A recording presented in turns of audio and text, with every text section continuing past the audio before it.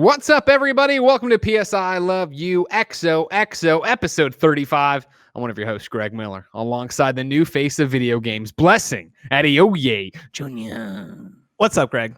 Not much. I haven't seen you in a week. Yeah, man, it's been a minute. Well, I mean, I saw you during the Gamescom opening night live.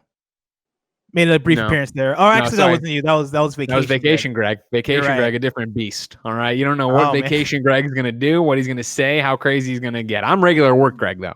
Don't worry about me. Thank you very much. How's your vacation? It was great, just like this brand new PSI Love You XOXO bomber jacket.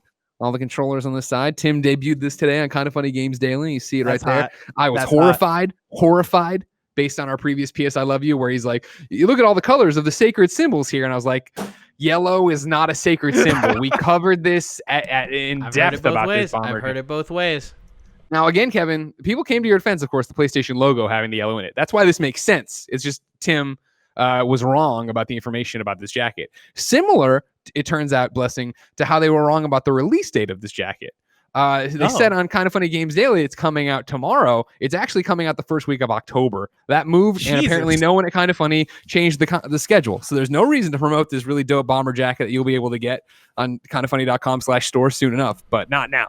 Instead, I'm wearing this Giant Bomb Cyberpunk shirt. You can go to giantbomb.com, get their store stuff, because they have everything. Oh, wait, does that say Giant Bomb? I didn't even realize that. It does. Yeah. That's sick. Why don't we have merch like that? What are we doing? We're afraid of getting sued. I don't think they worry as much about getting sued. Real scared of it. Very fair. I'm sitting here with my. I have to acknowledge it because it annoys me so much. Even though I know most people probably do not care. My glasses are super reflective because I'm wearing my backup hair because I destroyed my glasses somehow. It was the perfect timing today for them to give out. I saw all of Games Daily today. I saw you in the beginning say, "Hey, if my glasses break, don't panic." And then at the very end of the show, the glasses just totally broke and the glass is gone. Yeah, no, it was great. It happened actually, man. It was so. And I haven't actually talked about this on content, man. Was it Friday? Yeah, it was. Friday was rough, man. Because I got invited to the homie Khalif Adams Spot on Me. Got invited on for their episode. I watched that too. Good job. Yeah, thank you. It was a great episode with awesome people. The beginning of that episode, that's when the news about Chadwick Boseman came out, and legit heartbreaking thing. Kind of put a damper on the whole episode as far as like the vibes and stuff, because it was very much like oh man, this sucks when we're having a conversation about what it means to be black in the industry and how to operate as a black. I appreciate the way you brought it up though, where it was what Cameron lost his train of thought and he's like, I'm sorry, and you're like, dude, I've been this just happened as we were going live and I'm as lost as everybody else right now. Yeah, and it's such a bummer, such a sad thing. Rest in peace to Chadwick Boseman. Threw off my whole weekend, but it was that night, right after the episode, I turned off the thing. I think I was taking my shirt off or something so I could change into my nighttime clothes so I can go to sleep. And as I was taking off my shirt, in that process, somehow I snapped my glasses, and it was one of those things where I was like, all right, I guess this is just the night. I guess this is the universe. This is how the universe wants to treat us today. Yeah, that's always rough. Yeah, it's always rough. But it's Monday. It's a new week. It's a new chance to make things better. And it's a great time to talk about PlayStation. If you didn't know, ladies and gentlemen, this is PSI Love You XOXO. We're your weekly PlayStation podcast. We jump in, we talk about what's going on, we ask stupid questions, we hang out and rant about stupid stuff. Right, Kev? Oh, yeah. If you like that, be part of the show at patreon.com/kindoffunnygames, where you, of course, can ask your questions, but more importantly, you can get the show ad-free. You can watch it with the exclusive post show we do each and every episode, and you can be live watching it as we record it on YouTube, just like Madeline Stanley is, the Lou is, Trilaw, and Demetrius Newell, of course, always there. If you want to wait, though, no big deal. Maybe you love the ads. Maybe you hate the post show. I understand. You can get it on youtube.com/kindoffunnygames each and every Tuesday at 6 a.m. Wait, what's that? Asterisk. Heads up that next episode is affected by this. I don't know if you know this, Blessing. 3-day weekend coming up this weekend. I know. I've been looking forward to this for a good 6 months. They call it the Day of Labor. I think it's a way to honor every mother who's ever gone through labor and put out a kid. Yes. Exactly. But we usually record PS I Love You on Mondays. We thought about, we could do it on Friday, but then doing it on Friday seems silly because what if PlayStation, if you haven't checked your watches, still hasn't announced a goddamn release date for this thing. So we were like, you know what? Let's not push it. We'll record it on Tuesday next week. So next week it's on Tuesday. It's on the calendar there. It'll go up afterwards. So it'll be a little bit later than 6 a.m. next week. But just a heads up for your thing there. You can get on podcast services around the globe, though, every Tuesday. Get it there, too. Housekeeping for you before we get into the episode proper. Lots of Avengers stuff happening this week. Of course, right now, Avengers is starting to pop worldwide. If you bought the whatever deluxe collector Obsidian, I don't even know edition, out Friday for everybody else. I'm going to do a stream tonight. If you're watching live later, it'll already be on youtube.com/kindoffunnygames. We're going to be streaming a lot though on twitch.tv/kindoffunnygames right now, this week, I should say, about Avengers, which has already changed as well, from what I understand. Tim and I had a conversation today, and I don't see it updated on the calendar, so I won't speak out of turn about what's going on. But streams Thursday, Friday, maybe just one of those days. Streams tonight, and then of course me just tweeting about it nonstop as I make up my impressions and opinions. You of course can be like our Patreon producers on patreon.com/kindoffunnygames. You could be like Mohammed, Julian the gluten-free gamer, Skin Tight Salmon, Jeffrey P Long, Sancho West, and James Hastings. Now again, programming note, I understand someone out there driving their bus full of nuns almost just jackknifed it right off the street, did a 180 into oncoming traffic because they're like, I supported. It's September. Why isn't my name being read? Remember, we go by recording dates. We are currently recording this on the last day of August. This will post on the first day of September. But to avoid a time paradox like Metal Gear Solid, we are not doing that. So that's why, if you did that. Good reference. It's a very good reference. Wait, thank you very much. Thank you. What? Metal Gear Solid 3. Remember, if you died or something, it would be like time paradox because how can Big Boss die? Exactly. No, I didn't die. Metal Gear Solid 3. Shit. Metal Gear Solid 3 prequel came before the other games, and so if, for example, Revolver Ocelot trips, falls, lands on his head, never wakes up, boom, time paradox. That can't happen the way because he was in Metal Gear Solid 1, and so. Now you understand, Kevin? Yep, got it. You guys suck at Kevin, games. Kevin, have you played? Kevin, have you played the Metal Gear Solid series, by the way? Yeah, bless. Okay. Metal Gear Solid You 2 played is on my easy. favorite game of all time. Yeah, you know what? There's no Really? shame in it. There's no There shame is in I it. was gonna say because I was gonna say I think you really love Metal Gear by the Solid. way. Oh, I love didn't? it so much. I didn't play Oh. on easy. I Oh, also I see. didn't play on hard. I played normal. It's the kind of gamer I am. Except for Gotham. The Gotham series. I played those on... Arkham. Yeah, that's it. That's what I meant. Except Yeah. the Gotham Midnight City Racers or whatever. Gotham Racing. Sponsor this week, We Have Cool Friends, but I'll tell you about that later. For now, let's start with the X's and O's. I love Gotham Midnight City Racers. That sounds like an awesome. Do you like that? Yeah. It's the Yeah. best when I'm trying to make fun of Kevin, but I fuck it up my own reference. Where I was like, 'Cause of course, Gotham the Midnight game- City Racers. The game you're thinking of is Project Gotham Racing, but you conflated that with Midnight Club for the PS2. And I also respect dropped it. in Gotham City Imposters. That's also where I got fucked up there. Okay. There's a whole Oh, bunch that's of a good shit one. going on. That That's was a very good that was a cornucopia of mixed up references from the video game world. I really good. warned Nolan North earlier in We Have Cool Friends. Oh, by the way, the sponsors We Have Cool Friends. Nolan North was just on We Have Cool Friends. It was a great episode covering Uncharted, Iron Man, and who he's going to be in Amy Hennig's Star Wars game. But I warned him when the episode started of I fucked up something immediately. And I'm like, you need to understand that this is my first day back from vacation. I took a week off, which I never do. And I tried to make a joke about the coffee pot to my wife today. And it took me 4 attempts before I was able to coherently put together what I was trying to say. And I'm like, it's going to be a rough day of content. That's great. But That's here we are. awesome. Here we are. How are you? So we got away because of the jacket and I was really hot and I needed to take it off. You're good? How was the week without me? Oh, it was good. It was really fun. Actually, there was a surprising amount of people in chat that I saw saying that Greg should take breaks more often. Because it was Like a in a great fun time. way or an annoying way? Like they were making fun of me? In a fun way. Well, most Like notably, they can support you and be a big Blessing fan over Greg. I understand. You just don't have to turn it around and really be mean. no, you know? but no, it was most notably during our Gamescom opening night live post show where it took us probably like 30 minutes to actually get started with that episode of Gamescast, because that whole time it was me, Tim, Andy, and Imran, I think, arguing back and forth with Kevin because Kevin refused to center Tim on the camera, and Tim lost it. And legit, everybody was like, "Yo, this is great. We should just do this more often. Let Greg go and let all the seams just like fall apart." Yeah. I saw that on the Kind of Funny podcast where no one knew how to intro the show. And then one of the comments that got tweeted out was like, this is like when your teacher takes a vacation and the substitute has no control over the classroom. It was a chaotic week, but it was great. Good. I'm glad you had fun. Thank you. X's and O's topic of the week. I forgot. We talked about this before we left. Am I leading topic of the week now? Is that what we want to do? So basically, I messaged you after last episode, and I was like, "Hey, should we just do topic of the show like before X's and O's?" Because I feel that's like what we're gonna do. yeah, because I feel like I feel like you generally do a great job leading topic of the show, because like you usually have some cool thing in mind, and I figure like it makes sense not to have X's and O's be 80% of the show, because by the time we actually get out of X's and O's, I feel like we're almost done anyway. Gotcha. Yeah. And so like topic of the show, then X's and O's are like all the updates and stuff, and then we get into the segments afterwards. See, I was walking to the post office right before this show, Mhm. and I was like, I know we said something was going to change, and I was like, I can't remember what.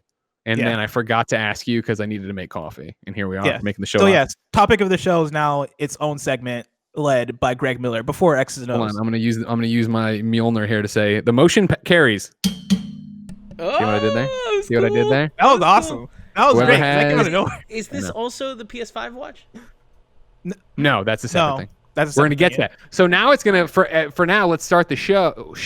Let's start with topic of the show is what I'm gonna say from now on. yeah. Okay. I'm gonna update the document right now because it seems like Blessing just copies the document when he starts. Yes. Oh yeah, I just copied from the last week. Yes. Okay, yeah. 'Cause We're making good noticed- progress. You know what I mean? Like it was the other day on Games Daily. I came in on like Tuesday to lead a show, and you'd done Monday, and I did the thing where I opened up the template for the week, hadn't been updated. And I was like, I what the fuck? apologize. I only remember honestly like half the time. You're making more work for yourself because you can update the template once and then do that. Otherwise, you do the day before. You got to delete all this stuff. Yeah, but here's the thing. Housekeeping is what throws me off, is because sometimes there will be housekeeping that carries over, but like not necessarily like a week-long thing. And so for the template, the template will be missing the housekeeping, but the day prior we'll have it, and so I'll just like copy that over. Okay. Plus, I have like my own kind of style for the way I like the doc. Hey, do your thing. I don't care. You're fucking up me. Who cares though? Who cares about old Greg Miller anymore? Apparently, he goes away for a week. Everything's better. Kind of Funny Games Daily. That's my show now, Greg. Whiner, you know Is what it? I mean? I am the captain now, Greg. Shit, fuck! I didn't know that. Who hosts most of the time? I host like 3 out of 5 days. Yeah, you do. Yeah, usually I'm only lead chair twice, right? Yeah. I mean, I've noticed some changes to the calendar, and so we'll see. I know. I heard about those too. Yeah, what do you think of that, tough guy? Huh? Now what are you gonna say? I mean, listen, I really like those changes, and so I don't know if we're talking about those changes or not, but I really like them. I mean, it's kind of funny when we talk about things usually, right? Everybody, Blessing's fired. That's what's happening. No, not Blessing. Finally. He's great. I'm free. No, I'm down to talk about it, right? Like, so what I got told by Tim today, right, is that it's going to be me and Tim on Thursdays now. Yes. As you transition to actually trying to produce first impressions. Yes. So I'm making first impressions weekly is essentially the thing, and so I'm taking that under my reins. Mhm. I'm going to try and turn that into a weekly show. The idea of it is going to be what it has been over the last year, because people have for the most part seemingly enjoyed first impressions, but my goal is to take that and make it consistent, but then also like use first impressions as a chance to check out like smaller games that we haven't necessarily done for first impressions, because first impressions has tended to be like, oh yeah, we get a big preview, we get to check out a big game, we get to play Avengers and talk about it, or Cyberpunk. But this week, for example, like on the schedule right now, subject to change, me and Andy are probably going to do a first impressions of Spellbreak, which is like a smaller game, but I think it's a cooler thing because that is a game that speaks both me and Andy, but usually doesn't get the time of day from like an individual kind of funny show. And so that's the idea of it going forward. Still going to have big games, obviously. We're still going to cover the bigger stuff and do previews, and it is going to be what it has been, but it's going to be more consistent, and I'm also taking it under my reins and making it a thing. Is I think, work you know, for me?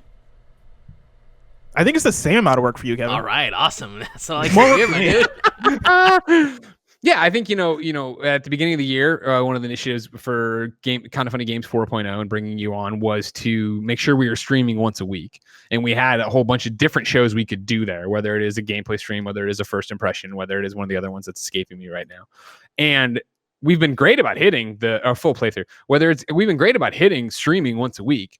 But the problem is if it's just us, if it's me saying what I want to stream or whatever, or if it's some, like First Impressions is its own podcast feed. First Impressions is a show to us, but if it's not being taken seriously as it needs to happen consistently, and instead it happens once every 2 months there, and then all of a sudden it's 3 weeks in a row and then it goes away for a while, nobody's going to follow that or subscribe to that. So it's just us, committing more to that show, but also still streaming other stuff, as you can see by the 3 Avengers streams I currently have planned. And the idea of me taking the reins of it is like, hey, we want to put like the tender love and care that show needs. And so like the idea of having a person produce it and actually like keep up with it and actually like make it a thing that has thought behind it, right? Like, it's gonna not just that, we should do something today, that you've actually identified things that are cool. It's kind of an evolution, even though it'll be multi-platform, of what you do here with the indie picks, right? Where like, hey, there's a bunch of stuff that I've announced that you should do stuff with.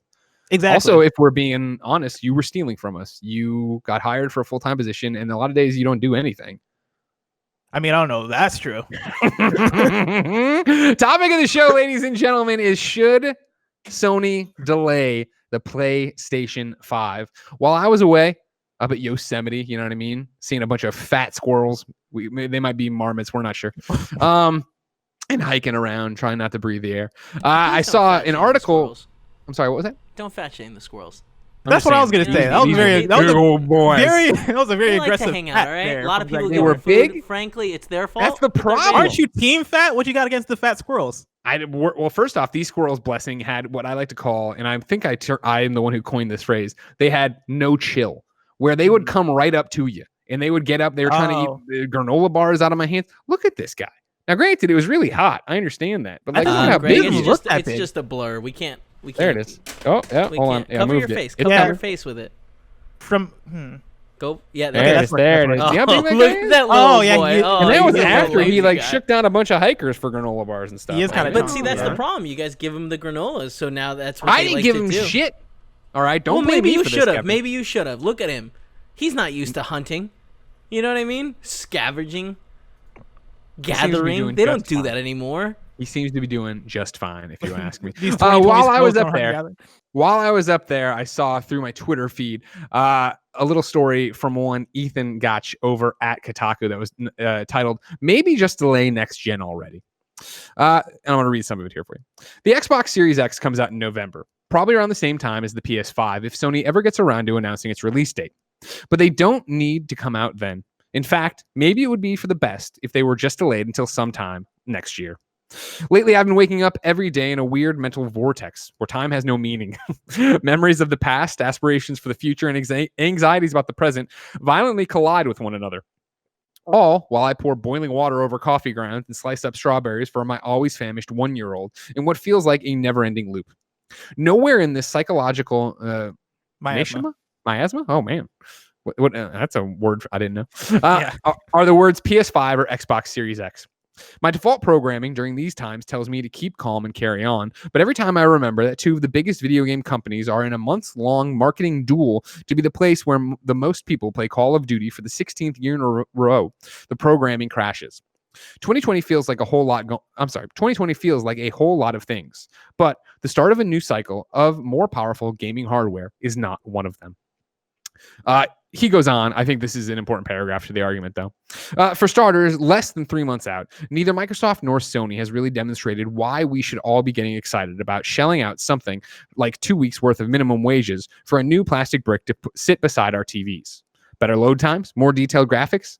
I have no doubt developers will use the new technology to create another round of really cool games, but what Microsoft and Sony have actually shown so far across their multiple press conferences and blog posts feels much more reminiscent of what we got with the Xbox One X and the PlayStation 4 Pro. I see incremental improvements in the dozens of trailers both companies have shared, but nothing that feels striking or completely new. The Switch launch didn't do that either, but it also had Breath of the Wild, and I still don't see a Breath of the Wild. Again, this article goes on for a while. Blessing, what did you think when you read this? I see where they're coming from. Like if I'm being honest, and I was actually kind of impressed by how much of this I read and came away from it being like, all right, yeah, no, like, how badly do we need the PlayStation 5 this fall?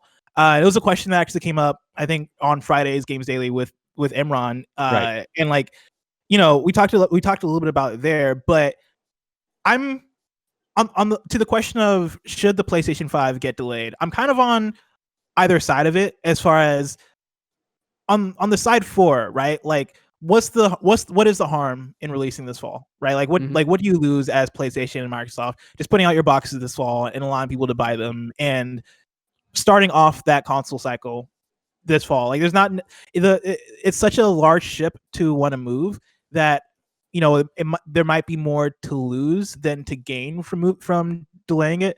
And with as much effort and as much like cost as you're probably going to lose this fall, you know, why not just do it anyway, despite games being delayed, despite the state of the world, despite a billion other things. On the other hand, like, yeah, this isn't the launch that either PlayStation or Xbox wants, right? Like this isn't the launch that they look forward to. On the Xbox side, Halo Infinite got delayed. On the PlayStation side, like, you know, I mean, there's Deathloop, which isn't as big of a thing as Halo Infinite as far as those games being delayed and what they mean for their individual launch lineups. But like, yeah, still, I'm sure that PlayStation, in a world where, let's say, Ratchet and Clank was ready for actual launch day, that could be ideal to take in that place from Deathloop, right? Or in a world where Demon's Souls was closer to launch, I'm sure that then would benefit PlayStation 5 and would be a thing that they would look forward to on their side. Sure. That mixed in with quite a few of the things that the article points out, right? Like, and I want to bring in 2 other graphs at least, if you don't mind. Mm-hmm. Go for it. Again, this is Ethan over at Kotaku. For me, video games have always been a comforting distraction and the basis for a number of socially distanced hangouts these last few months. I never bought a Rocket League Battle Pass before this summer, but currently I'm about to hit rank 130. The 30 minutes I get to spend every few nights catching up with friends while driving a giant ball across a futuristic stadium have become an important part of my self-care routine. I'm sure next-gen consoles and their the next-gen consoles and their hype evoking, if historically mediocre launch lineups, might give that routine a welcome shot in the arm ahead of the long, cold winter. But there are plenty of current gen games that gen games now and in the time ahead to fill that role.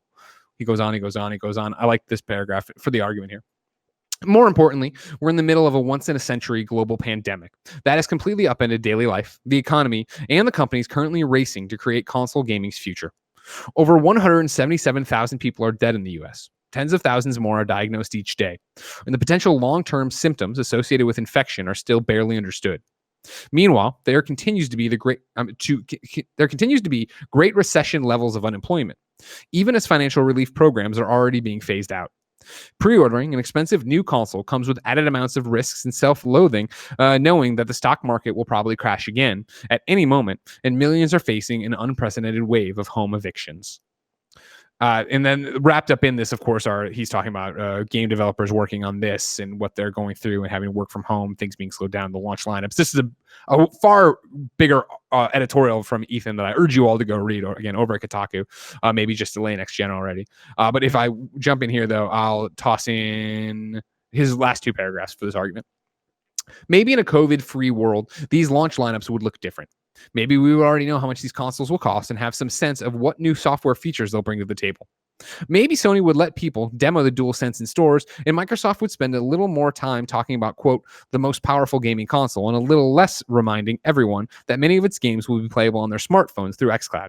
And maybe I would have more time and energy to get excited about it all if there wasn't a fascist in the White House busily drumming up his hordes during the election year when the main vehicle for voting more safely during a pandemic is being actively sabotaged.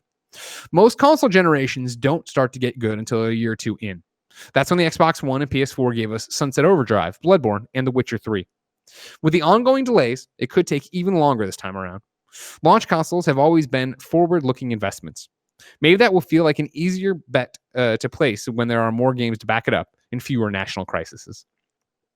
Now, you talked about you and Imran talking about this on Games Daily. Correct me if I'm wrong. I believe that was you guys reading the Video Games Chronicle column article, correct? That was based off the VGC article that was about how they have reports that the PlayStation 5 is to come out. I think it was like the second week of November. I got it pulled up if you want me to give a little context here. This is Andy Robinson over at VGC, VideoGamesChronicle.com. Analysis, when will PS5 release? With just 3 months to go until Black Friday, the biggest sales day of the year, we still don't know exactly when PlayStation 5 and Xbox Series X will release. Microsoft has committed to a November launch window for its console, and VGC's retail and development sources indicate that PlayStation will stick to the same month. But in these unprecedented times, Sony and Microsoft are being forced to make equally unusual preparations for their impending next-gen console launches. Launching a product during the Christmas sales period is not easy in the best of times, but with the COVID-19 pandemic still disrupting global infrastructure, neither platform holder can be confident of sticking to an exact date of when their console launches, even this late in the year. That's the reason why the 2 companies are hesitant to share precise release dates for the PlayStation 5 and Xbox Series X, and why even major retailers and development partners don't know exactly when to plan for. And then it goes on talking more and more about the pandemic being this and what's driving and how development is happening here and how this is all lined up with it. How does that play into this discussion of if Sony should delay the PlayStation 5 Plus? There are so many factors into this discussion, but But yeah, to that I think that the VGC article mentions, right, is that ideally you'd want to launch before the end of November if you want to capitalize on the Christmas sales window. Yeah. And like that, I think there are a lot of questions that I think come into this. One of those questions being, how important is November in 2020 for launching console? When we saw the Switch come out in 2017 in spring and do just well, if not phenomenally. Like the Switch is killing it. Yeah. Of course, different console than the PS5 and the Xbox Series X, right? Because PS5, Xbox Series X are timed to come out with the big fall games, right? You have games like Call of Duty that would be boosted by the Xbox Series X and PlayStation 5 launches, right? You have games like, I believe, Assassin's Creed Valhalla. You have games like Far Cry coming up in the spring, and for PlayStation 5 and Xbox Series X, like those games are going to do big for them. But to a point in that Kotaku article, right? They should just delay the PS5 already. In that article, like they point out, rightfully so, right, that most consoles don't start to get good until a year or two in. And like, yes, Far Cry 6 is important. Yes, Assassin's Creed is important. Both of those are important for Ubisoft specifically. But Cyberpunk 2077 is supposed to have an optimized next gen version of that game coming out, launch. and that's the thing. Like that's not timed for launch. Yeah. Right? Like if that game comes out on PS4 and Xbox One, like it was originally going to, that's not a big deal for that game, and you can take that extrapolate it to so many other games. Like even a game like Bugsnax, that's a game that's coming to PS4.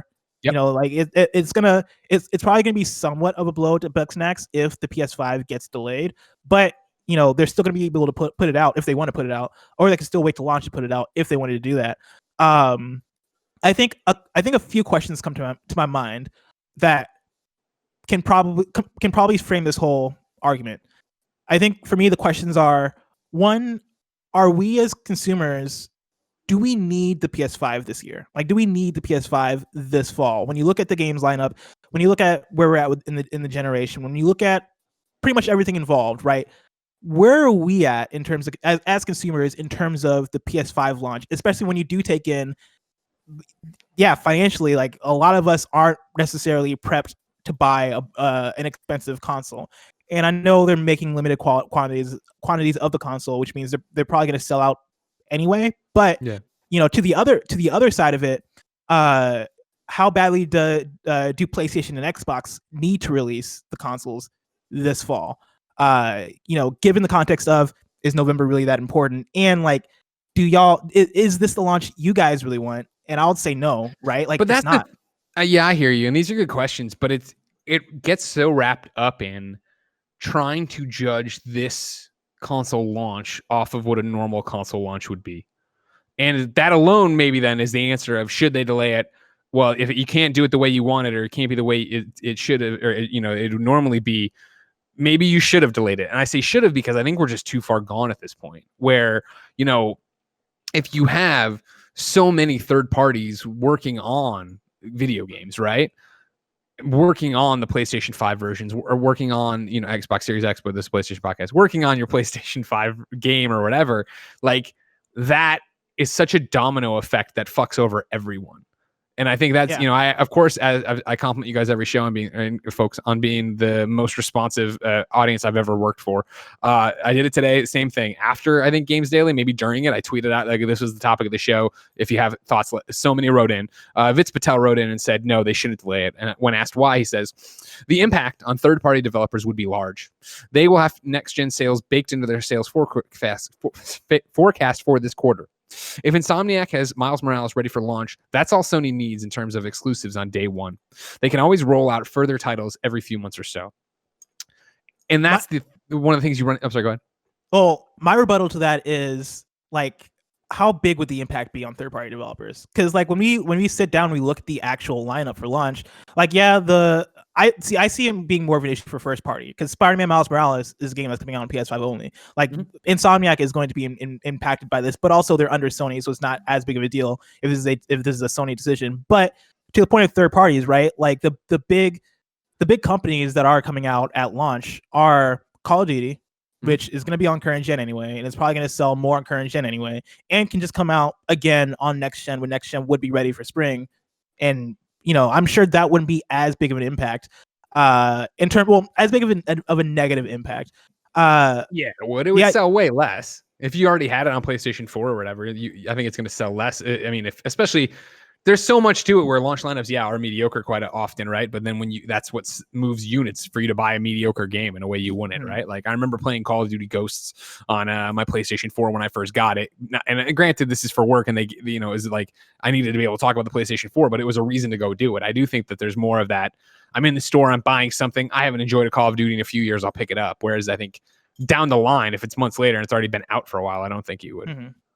I feel like you'd also have that segment of the audience that would double dip, and of course, like they have. I can't actually remember if Call of Duty has like an upgrade plan, or actually no, they have the $70 version that is both cross-gen. They have that, but I think you would see enough people double dip, and I think like if you are there at launch, like if launch is in spring, right? I think you would still have that contingent of people that are like, all right, what's here at launch? Oh, there's Call of Duty, I guess. Yeah, I'll get Call of Duty I'll get the most upgraded version of Call of Duty. I feel like you would have that a bit, but even to like go on right with third party, Ubisoft. I forget if Watch Dogs Legion has a next gen version or it does. It's got to play. Assassin's Creed and Watch Dogs do. Okay, so you have those two games, then you have Far Cry 6 coming out in February, right? Yeah. And those three games are going to be impacted by that. But again, I come back to the question of how big is the impact? Like, is it an unfathomable thing of, hey, we cannot delay the consoles because we're going to fuck up Ubisoft? I don't necessarily think Ubisoft is going to be. I don't think it's going to be a dire situation for Ubisoft if they have to launch on current gen. It's not even so much the dire situation about it as much as it is this weird order of operations that gets into a business side that's even beyond what's happening at the stores or what's happening with the publishers and more what's happening in the stores of how many have stores already ordered their PlayStation 5, Xbox Series X versions of Assassin's Creed, and are those discs already be printed and where are they going to be stored and how much does that go and like that kind of shit that I'm talking about of like the logistics of it, where I think that yes, you're right. When you look at the lineups of games here, we're not talking about, man, there are dozens of announced third-party games that are coming out day and date with the PlayStation 5 that we need to get in and worry about and like that. But I just think it gets into this weird sticky situation where, cool, we're delaying the PlayStation 5 and not putting it out. And then Ubisoft's like, well, fuck, that's great for Watch Dogs. It needed more time. But like, what about Assassin's Creed? And then it's a thing of like, well, no, you can put them out later. And then I think there is the argument of like, well, no, now fewer people are going to buy those. We had this plan on how many discs to make, how many things to go through, because we know how much it sells at launch when it's in parity with something, not when there's months in between the two versions. And yeah, of course, there's going to be people who want to next gen upgrade or do whatever. But then there's also the people who are going to be like, backwards compatibility, I don't have to worry about it. I can just bring that over and go with it. Like, I agree. I understand Ethan's point of view, and I think he does a fantastic job in this editorial of expressing it, especially in that second paragraph, right, where he goes through the roller coaster of emotions. I think at least I do, and I think a lot of people do, in terms of what it's like to live through the 2020 pandemic here, right? And it is that time is a flat circle. We always joke about, when did we do something? It was so long ago. It's this, that, and the other. Like, yeah, how many times I get up and I make the coffee and do the dishes, and it's the exact same Groundhog Day feeling all the time, right? And it's what we talk about on the show all the time, or the shows all the time, of there obviously are so many bigger things happening in the world right now than video games, but then we get to have fun and be nerdy arguing about little things like this. For me, it's like, I think, no, you don't. I would delay the PlayStation 5 if I was Sony, if it wasn't working out, if we weren't where we needed to be in terms of hardware, if the fan isn't right, like stuff like that, or like that, the component we need is being delayed, and this is what the problem is. If it's just about like Ethan's article of like, well, I don't think PlayStation's done a good job of making you understand why you need a PlayStation 5. I agree with that. I think that's chalked up to 2020. I think this isn't how they would have rolled this out in a normal year. This isn't how they would have explained it in a normal year. But again, I think, to Ethan's point here, right? Like, are you able to do that if you delay to spring? Are you able to have a more ideal launch? No. I think, and that's the thing, when we all sit around here and we're like, man, I can't wait for 2020 to be over. News flash, 2021 is going to start like a piece of shit too. Like, it is going to be bad. This is our life for a while. I wish I didn't feel that way. I wish we could sort it all out tomorrow. But like, no, like, unless you're talking about and I'm just going off of expert things I've read somewhere else of like fall of next year being different, maybe. But like, no, you can't. And I think that is what it comes down to, just wrestling with it in your own head of what do you want out of the system? Well, what are you expecting? Because when I read Ethan's editorial, and again, I like it so much. I understand it, but I don't agree with it. I go the opposite direction, and maybe this is again, Ethan's op-ed is great because it's very much, here's my lens on it. Here's me feeding my 1-year-old. Here, I have 30 minutes of game time with Rocket League, et cetera, and so on. I have all these different. There's so much other mind share that's totally taking up space. Whereas for me, like, I'm super fucking hyped for PlayStation 5, and am I super fucking hyped for the launch lineup? No. I mean, like, yeah, Bugsnax seems like fun, sure, and I obviously fucking Miles Morales is one of those things where I hope they don't delay it, but if they do, it's like whatever. Like, I'm excited for the PlayStation 5 because guess what? According to them, loads are way quicker, and it's going to have the backwards compat and all these different things. And when I read that article that, hey, it looks like Avengers is set up to scale really well on PlayStation 5, I'm like, fucking great. That's like, I don't personally mind buying the PlayStation 5 and having it be that the first 6 months of it are a PlayStation 4 Pro situation. And then it is, over 9 months, 12 months, 2 years, this off to the races. Hey, look what we can do with this thing. And I mean, all that said, I think that leads to this being a longer generation. Maybe not as long as PS3 was, but a longer generation in terms of, if it is, you launch with basically a PlayStation 4 Pro 2 and the PlayStation 5. But then when the industry rebounds, or at least people just have more time to work on their games and also figure out all the different kinks in the pipeline for working from home, fine. In the end, we get there. We still get to have that Uncharted 5, Last of Us Part 3, whatever you want to call, hopefully a fucking new Infamous, Ghost of Tsushima 2. We get Spider-Man 2. We get the experiences we want out of it in the end, but I'm still of the mindset, again, being in just a different shoes of like, no, I'd fucking really want that. I still want that moment. And I guess that's the weird thing. I think I've talked to you about it, Blessing. I don't know if on air, but like, I know we've had conversations about it of like, for me with the pandemic, ripping away events and traveling and projects, stuff like that, for me, the release of games have become even more important because they're kind of the countdown to it. And, like today's such a great example of it. Today is Avengers Day for me. I get to play Avengers tonight. As we've talked about in a million different shows and in a million different Let's Plays, Avengers is not a 10 out of 10 by any stretch of the imagination, but I'm stoked to have a story to run through with superheroes and grind out a bunch of levels and stupid collectibles and gear and play with my friends and do all these different things that game allows. Like, Avengers is also kind of like the opening shot, I think, of the fall season here, where it is Avengers is happening, and then Cyberpunk's down the line, and then of course there's new next gen and all that stuff wrapped up in it. But those are, for me personally, the rays of sunshine of like the things that, like, I'm not looking and going, man, PAX is coming up, and then me and Jen are going to Canada, and I'm gonna get to see Poe and do that. It's like cool. Like even Marvel's Fortnite doing the Marvel crossover was a big thing of like, fuck, I can't wait for that. And that was just a few days where it was like the build up to it of like, that sounds really cool. I'm excited to invest my time into something as a distraction and the hobby I love and the job I have. That when we're talking about PlayStation 5, don't get me wrong, if they need to delay it because of, hey, the system's fucking red ring of death on you, hey, whatever. The least of my concerns personally is that, hey, the PlayStation 5 is coming out, but there's no games. Let's delay it. Like, I don't fucking care. I want to play the stuff I have now. I want to play now, but be better.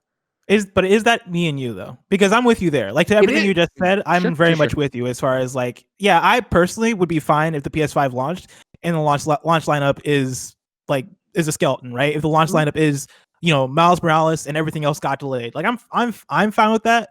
But is PlayStation fine with that? Is that what they want going into the PS5? Is that what is going to sell PS5s? Would be my question, because I feel like to everything you just said. Also, if the PS5 did somehow get pushed and it's not coming out this fall, I feel like both me and you still have that, right? Both me and you still have the games to look forward to, because there's still plenty of games coming out on current gen, and games that are this fall that are next gen but are still going to be on current gen also. Yeah, I understand that. I just I think the other point that you brought up already and used it really quickly is the fact that regardless, the PlayStation 5 sells out. Regardless, that is going to be a hard thing to get your hands on this holiday season. Like, is it just you and me? No. I would argue that most of the people who are crazy enough to listen to this show every week and hear us argue about bagels and PlayStation are very much in line with, no, I'm buying a PlayStation 5 this holiday. Yeah. And so when you take that sect of gaming, it is, I think, gets extrapolated out of, yeah, they're not going to sell. I always use Poe, my best friend right back home, who is a doctor or professor. What do you call a doctor, professor, Kevin? He's not a medical doctor. He's a I mean, he doctor helped of me with my philosophy. knees, so Yeah, but he's not a medical academic doctor. he's I got don't a know doctorate in Professor. criminal. He has a Professor Poe. PhD. We'll just call him Professor Poe. Professor Poe is not going to buy a PlayStation 5 this year, right? But that's not who PlayStation's trying to sell it to. They're trying to sell it to the hardcore gamers. They're trying to sell it to us. And I think that by sitting there and going, loads really quickly, solid state's going to make everything amazing. Your current games on PlayStation 4 are backwards compatible, and they'll get a boost. This is, I just want to be able to go to my trophies and have them load instantly and not sit there and do that fucking thing it does where it takes forever to load in the bar. Like, and this is I think this is an interesting one, because if you really wanted to fucking nail me, and I know a lot of you people do listen to the show just to hate me, you could go back and listen to Colin and I talk about when they announced the PlayStation 4 Pro, and us go, who is this for? What the fuck? And it was the beginning of us, or me, I should say, I'll speak for myself, me not understanding this move to the cell phone like structure, this idea of incremental upgrades to try to keep going. And so even if the PlayStation 5 at launch is just an incremental upgrade, I'm there for that. And I think a lot of people are there for it too. And then and then it sells out. And again, it hopefully gets that good word of, this is hopefully for them, I don't give a shit. Hopefully it gets a good, and well, as somebody who's buying it, I hope it works. Hopefully get this, good word of mouth that, yeah, your games look better and they run better. And guess what? Holy shit, Spider-Man's great. And then in 3 months or whatever it's going to be, Ratchet and Clank's going to be here. And then think about Horizon 2, and there you see that start to build that way. But it's back to the thing of, I just don't think, unless barring hey, you open the box and fucking tarantulas are inside, or the solid state drives are broken, like, I don't see that being the issue for them. I do think that there'll be plenty of fucking think pieces that'll be like, worst launch lineup of all time, but even then it'll have the asterisks of, well, it's COVID. Like, I mean, this will be unlike anything we've ever seen for a video game launch again. Like, I have no earthly idea how they are going to deal with shipping these things. Like, I was so excited, and I have such fond memories of PlayStation 4, Xbox One launch, and when it was PlayStation 4 day, and we were at IGN, and the poor UPS guy had to bring up hand truck after hand truck after hand truck of these Amazon boxes. And we took photos laying on them like the guys in Breaking Bad in the pile of money, because it was just a room full of PlayStation 4s, because Amazon could deliver them day and date. All this was great. Is that happening again? Are you going to be able to guarantee you get your console from PlayStation.com, right? Put up the whole thing of like, pre-order here, and like, we'll tell you when you can do it. Like, all that, and Walmart and digital selling online in general, like, everything's fucked right now in terms of delivery, right? We talk about this all the time with mail. Like, when this thing pops off and they do sell out, I think, and they do have a bunch of units out there going, like, how are you going to be able to get your hands on them? It honestly feels almost like I would go line up again for this. I would go put my name on the list at GameStop or Walmart and then go sit there in line, because I don't think you're going to see stores get that many units this time around. Yeah, and I mean, I think to the point of, they're going to sell out anyway, right? Like, they're at capacity anyway, or not at capacity, but they're making limited quantity for this thing anyway. I think is the big wrinkle in this whole argument, because I think that then leads to them just launching anyway. Because for Sony as a business, if you're going to perform numbers wise the same way, then sure, why not? Like, who cares? Like, just go for it. It's going to be the end result in the same.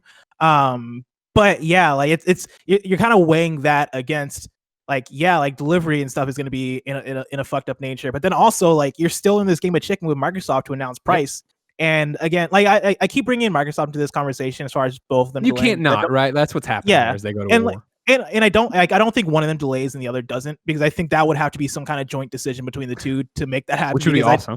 which would be awesome, right? But I mean, and I don't think there's a way it happens unless that is the case, because one of them is not going to delay. Like, if one of them delays the box and the other one doesn't, then that's a fucked up situation to be in. When I asked, again, you guys were so responsive. I put it up. Hey, anybody want to respond? So many of you did on patreon.com/kindoffunnygames. Thank you. Michael Keaveney wrote in and said no. If Xbox doesn't delay, they can't. It would take a lot of convincing for both companies to agree on something like that.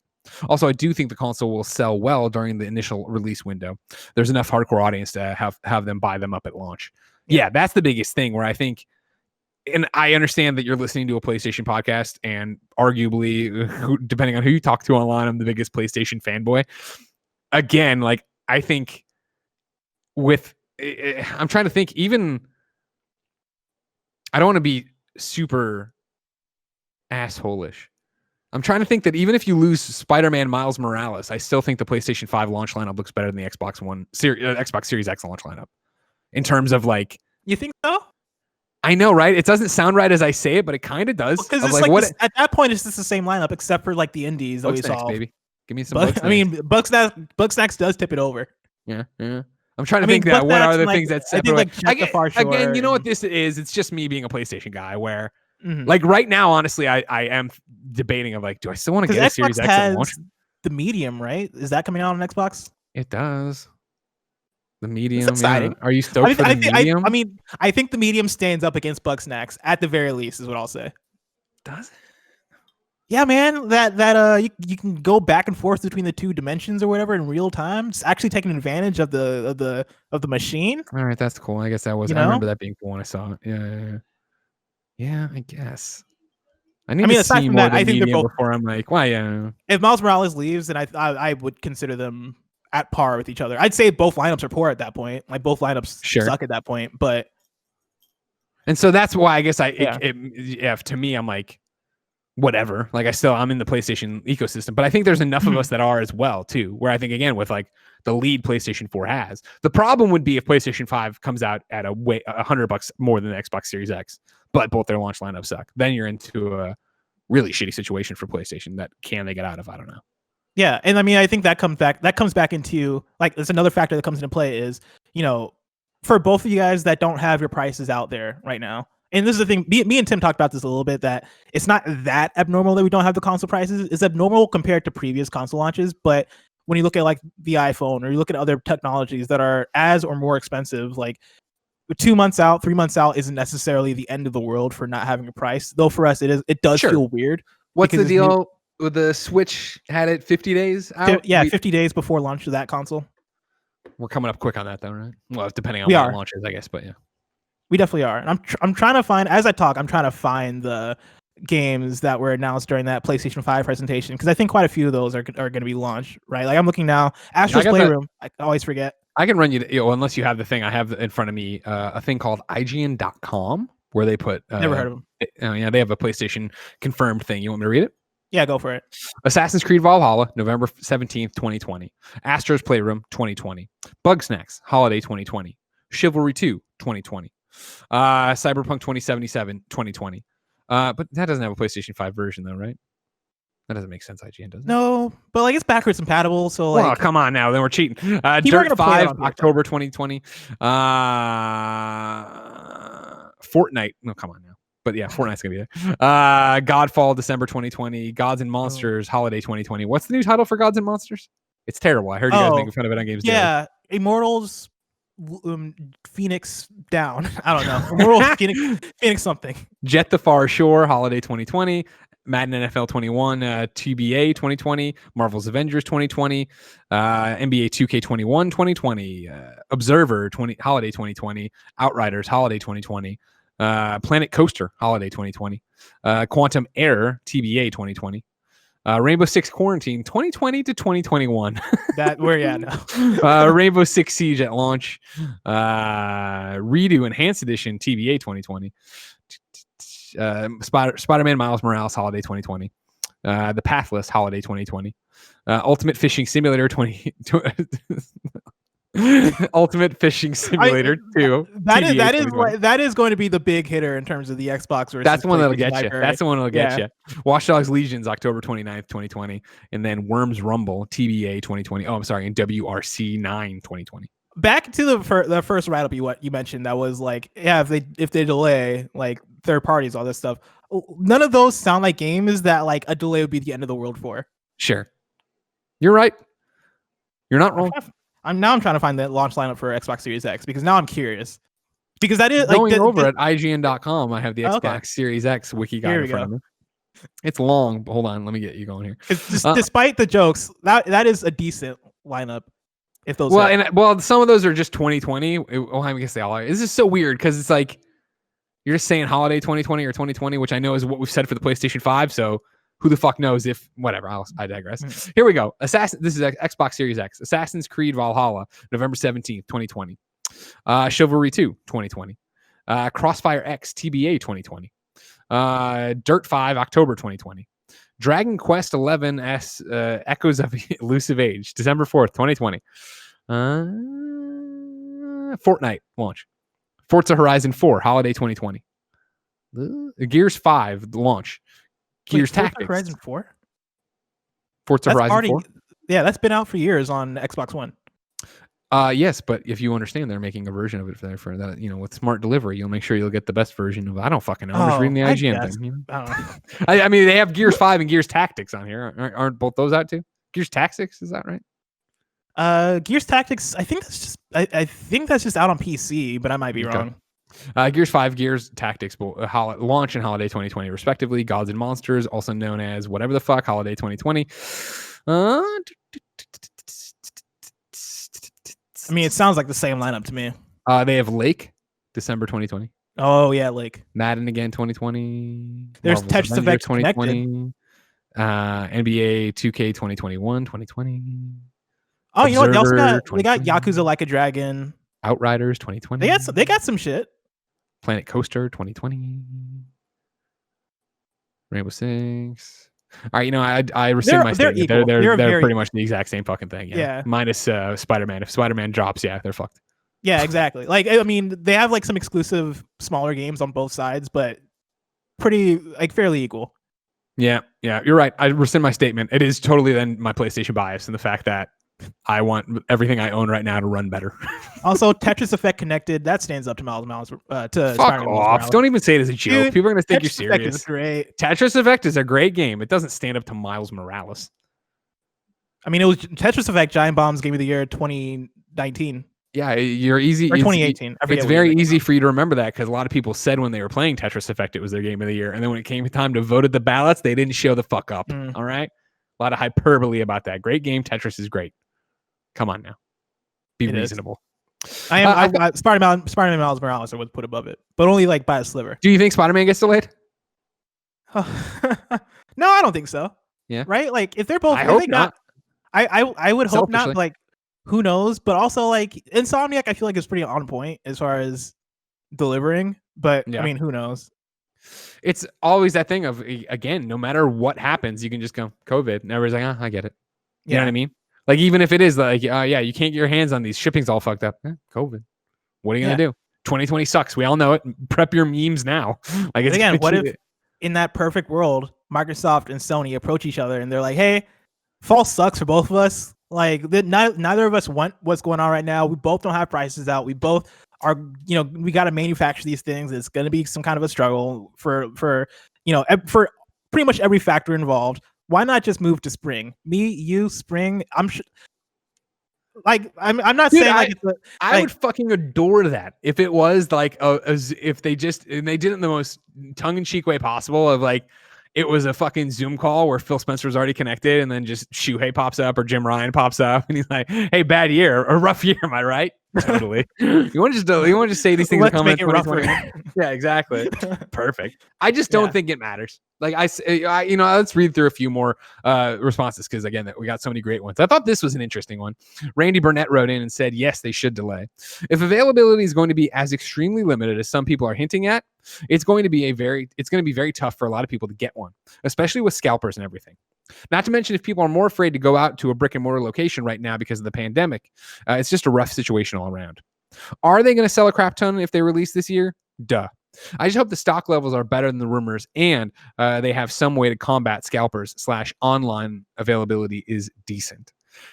I didn't even think about it in terms of, if you're going to be back to a situation that actually makes sense this time around of people hoarding PlayStation 2s or the people I covered back in my reporting days that were in line to buy a PS3 thinking they were going to flip it on eBay really quick. Like there could easily be that situation of people out there trying to do that. But then again, maybe not. Maybe even scalpers are affected to some level. But yeah, you're always going to have people out there buying them for the wrong reasons, right? Yeah. And I think what we saw with the whole, I keep calling it a sneakers raffle because it very much is like a sneakers raffle, but sure. Sign up on our website. We'll notify you when they're available for pre-order thing. And also you can only get one PlayStation, 2 controllers, 2 X, Y, and Z. I think helps with that, but you're still going to see a lot of scalping. Dan likes everything, doesn't like this idea of delaying the PlayStation 5.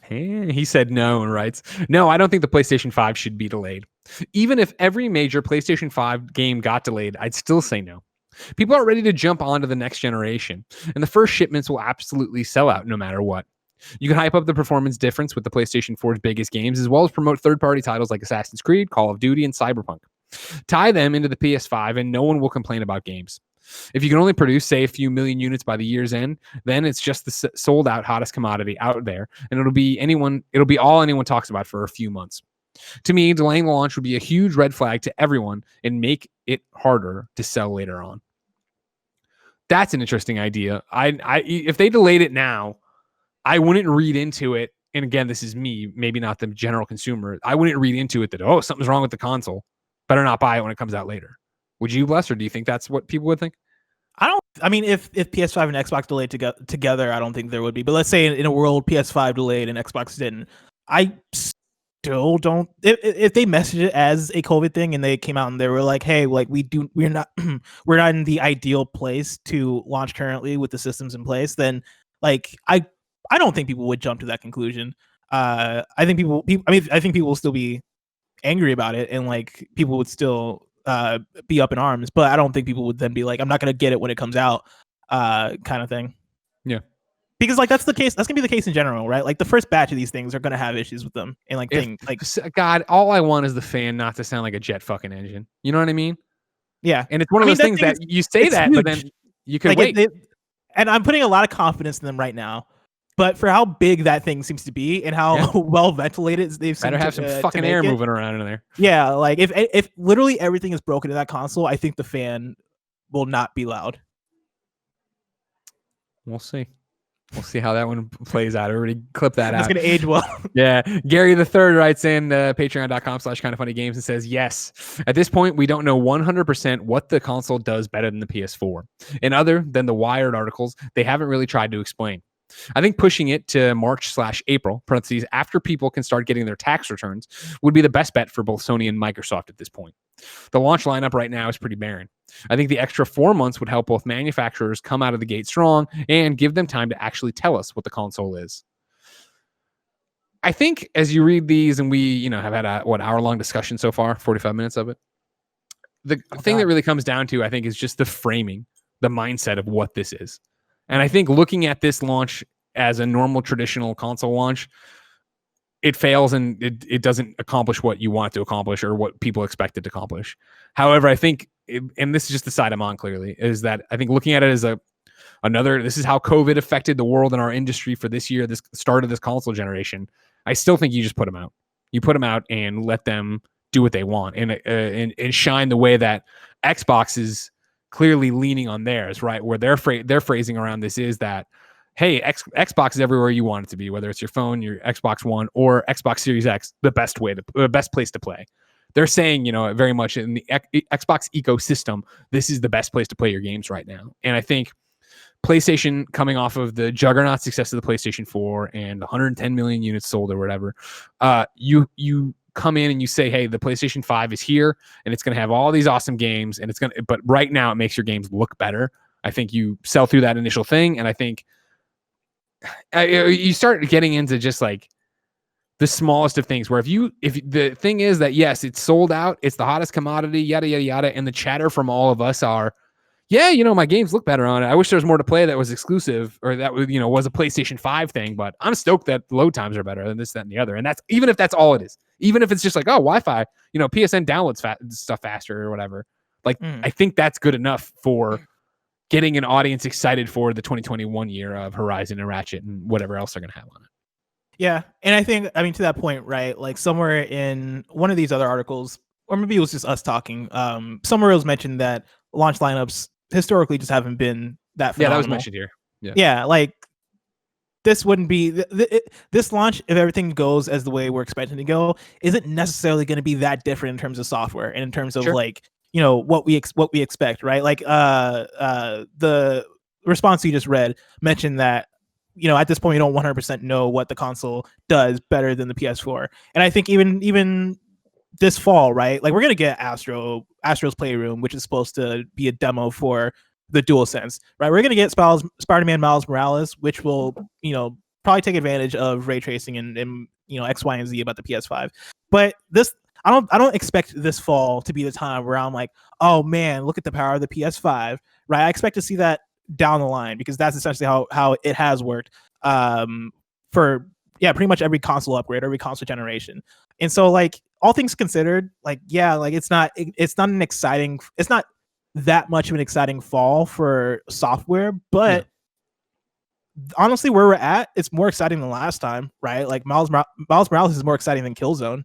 It's also more exciting in the way of, and granted, I know this is different for Xbox or whatever, but it's more exciting in the way that coming off of the PlayStation 4 Pro and understanding an incremental upgrade, it's more exciting, I think, just flat out of like getting the new console to run your games that are PlayStation 4 games better.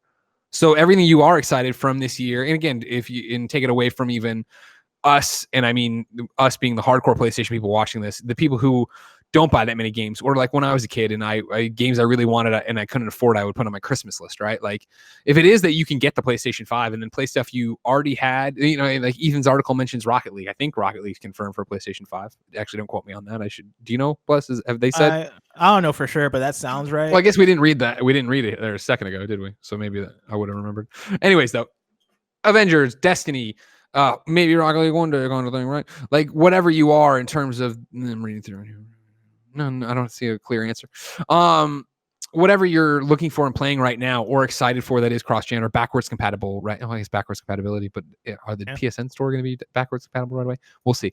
It's got to be. If it's not, I'm rioting. If it's not, oh man. What's our top 100 PlayStation games busing? We'll be ready to go. Yeah, I think it's more exciting just the fact that the games you already have will look better and run better. So cool, get that and then be ready for the next thing around. I want to bring in, I have this as under PS5 Watch in the X's and O's. I'm going to take it from there. I'm going to add it into this topic of the show segment. There's an article from Dave. You want Kevin to play the PS5 Watch graphic just to make sure it feels at home? Sure, why not? Kevin, play the PS5. Great job, Kevin. I have this article here from Dave Thier at Forbes, who writes about how the PS5's launch lineup is looking a lot better. And this is coming off of Gamescom this last week, where they did the whole reveal for Ratchet & Clank Rift Apart. When Sony first unveiled Ratchet & Clank Rift Apart at its PS5 game showcase, it looked like a winner. Unlike Spider-Man Miles Morales, it was a brand new game built from the ground up to take advantage of the new PS5 hardware. And it looks stunning, on par with the Ratchet & Clank movie. The only problem, as happens so often with these showcase games, was the release date. There wasn't one, which usually means that a game is over a year away, maybe more. So it was surprising the other day when Sony said that the game would be releasing during the PS5 launch window. While the term launch window is purposely vague, the general consensus seems to be that this makes it either a winter or spring game in 2021. The most comparable title here is probably infamous Second Son, which came out in March the year after the PS4 launched, so about a 5-month gap. You take that, you add in Hitman 3, which is also coming out for PS5 in January. January 20th, I think, is the date, but don't quote me on that. And it's going to have like PSVR functionality and all that stuff. Like, it's an exciting time for the launch window. Like, it's actually really exciting. And again, to this conversation, right? I've been like jumping back and forth between both sides because you got to pick a side. That makes more interesting conversation when both of us just don't agree. Yeah, but at the end of this, I want you to answer the question: should Sony delay the PlayStation 5? I'll tell you right now. Go ahead. My answer is no. But good. Okay. Good. Yeah, like give me something to look forward to. The launch window is still awesome, right? And I'm still down for this thing to come out in the fall. Like my whole argument against it has been that this is not what PlayStation would have wanted from the launch. But again, like, that's everything in the world right now, pretty much. And so, you kind of roll with the punches at a certain point. Yeah, I get it. Like, I get Ethan's point. I appreciate his point, and I think it is just a point of view kind of thing in terms of where you're at and what you want out of it. And again, I've talked about this before a few times on shows, but like how I totally read the tea leaves the wrong way. Where when all this started, I was like, man, batten down the hatches. Video game sales it's gonna be tough to get people to shell out $60 for something. And juggernaut sales for video games as an industry as a whole during this pandemic, because, well, no, what else are you going to spend your money on? And so I do think that there's probably a good number of people out there, enough to sell out the PlayStation 5, that are stoked and looking forward to having a new box and something to fool around with and toy around with and play their current games on it and all the other things. Exactly. So no, don't delay the PlayStation 5, I say. I agree. Blessing, as always, the thing that follows topic of the show, of course, is this week's X's and O's. What do you got? As always, as it always has been. Kevin, Greg, it's time for PS5 Watch.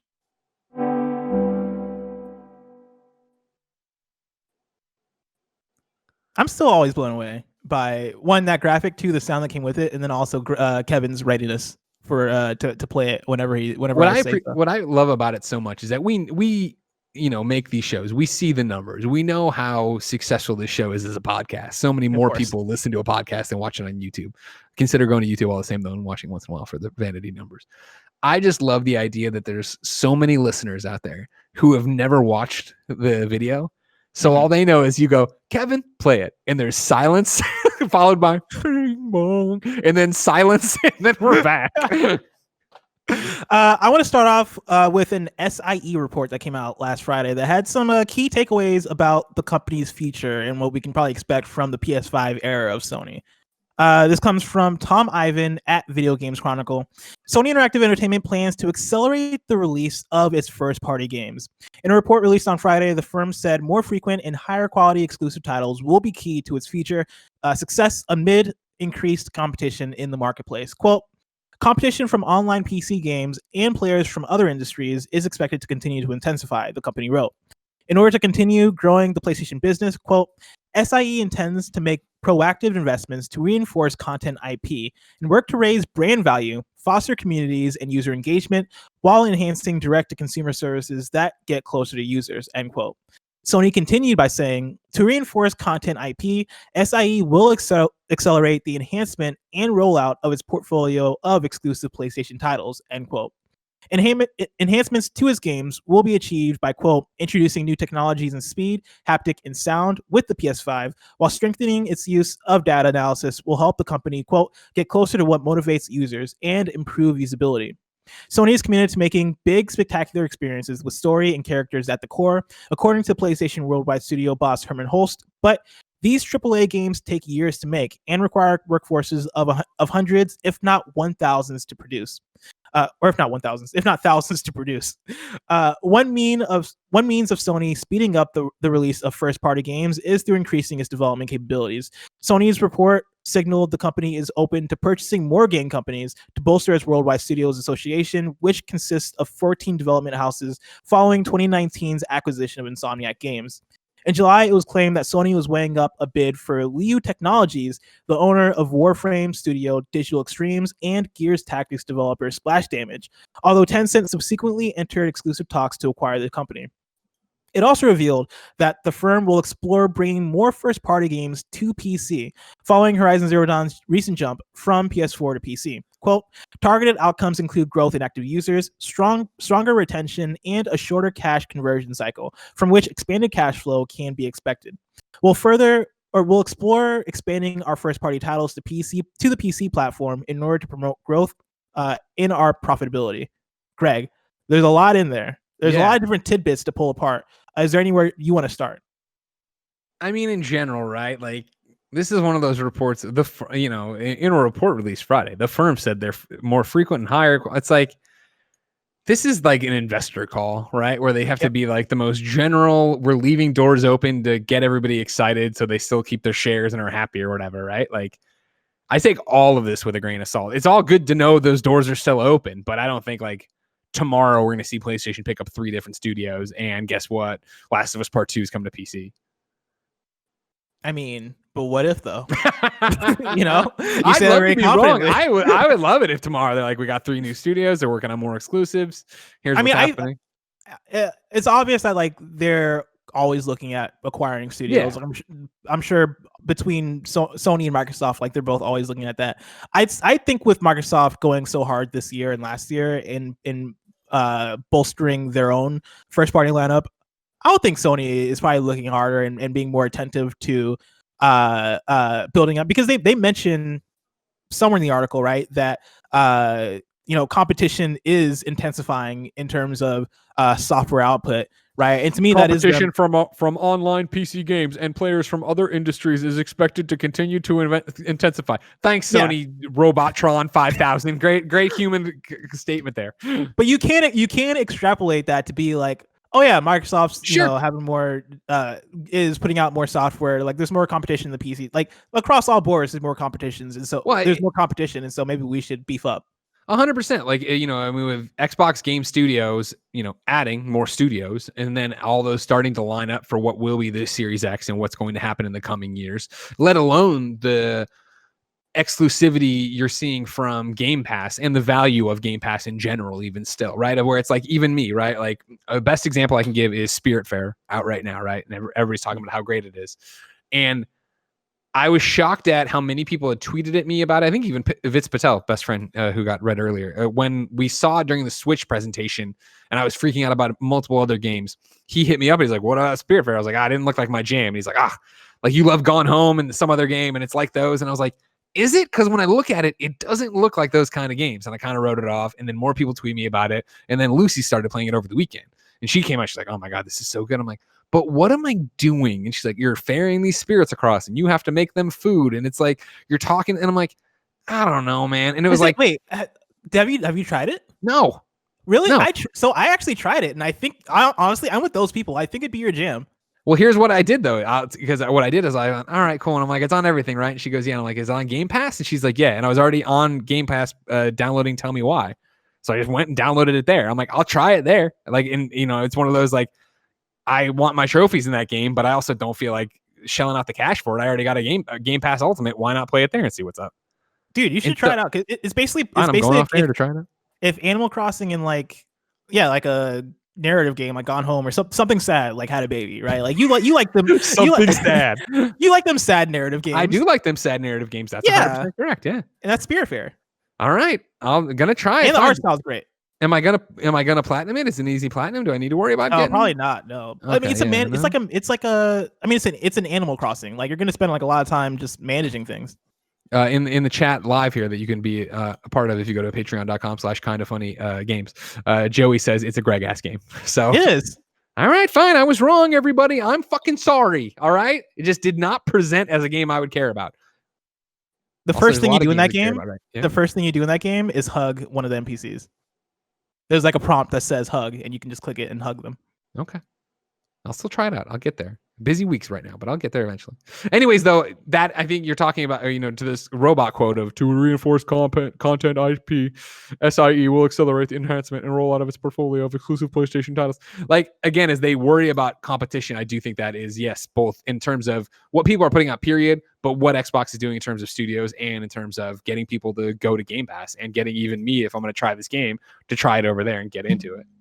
Like, you have to worry about what you're doing. And PlayStation found success this past generation with having a stable of exclusives, and they want to continue that. Now it's this gamble of, for the next generation, does that continue and exclusives are enough? Or is this Game Pass best deal in gaming thing, Netflix of games, is that going to be something that pulls people over to Xbox? Yeah. What do you take from this PC stuff? Like, I think this kind of aligns with how we've been talking about them putting games on PC over the last year. It's interesting to see them continuing it, but not necessarily, I don't think, surprising by any means. No, right. It was that thing of, hold on, I'm trying to find it, because when PlayStation Games PC, when Herman talked about this before, here, as I remember Eurogamer having the quote. Let me get to this. Back in March 2020, PlayStation Worldwide Studios boss Herman Hulst explained the decision to port Horizon to PC, saying it was about introducing more people to PlayStation.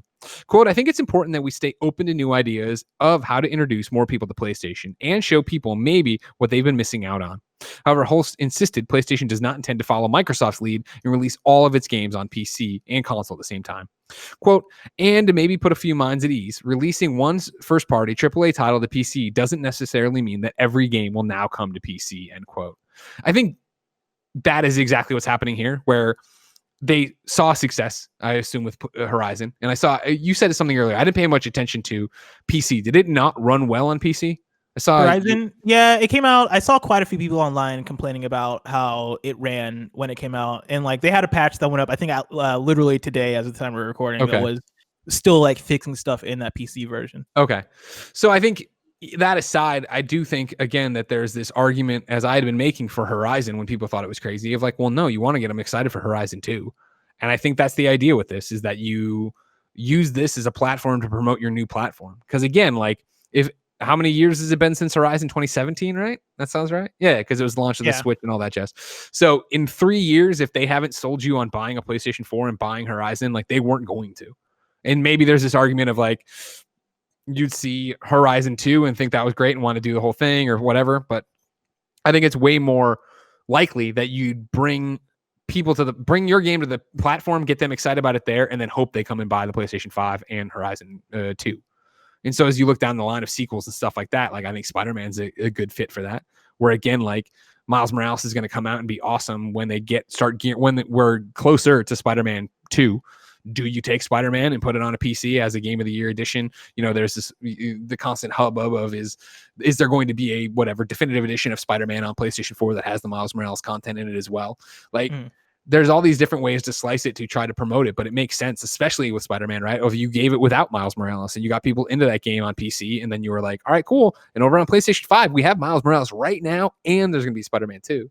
Like it's all marketing. It's all getting you to go buy it. And I think this is the same thing as always, where if they haven't convinced you to buy a PlayStation yet, and you've been a gamer for X decades, like were they ever going to? There's no magic bullet that's going to be fired that you go, fuck, I gotta get this now. So no, you port these games over to PC, you have them be there, and you hope that brings people through the front door.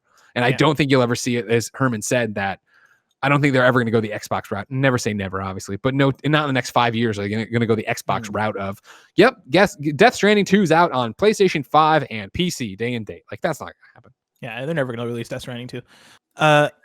More for that's accurate. I like how you took it, but that's accurate. More for PS5 Watch. I have a couple of quick hits. One of them, we already read through the Dave Thier Forbes article of him talking about how the PS5's launch lineup is looking a lot better with Ratchet and Clank. Actually, the one question I want to ask you based off that is, what do you consider launch window? For me, launch window has to. I'd say 3 to 6 months from launch date. Mm-hmm. That seems fair, right? I'd say the same thing. I'd say they have till March. You remember until March until I start writing. Yeah. Wow, you're just ready to go. Yeah, I'm ready. You're ready to throw down on anybody you need to. No, I think that makes sense. And I want to say it was the Wii U, right, that was trying to fuck around and be like a year and a half out. They so stuck calling things a launch lineup. I was like, shut up. That is not the launch window. That is not the launch window, and you know it's not the launch window. Exactly.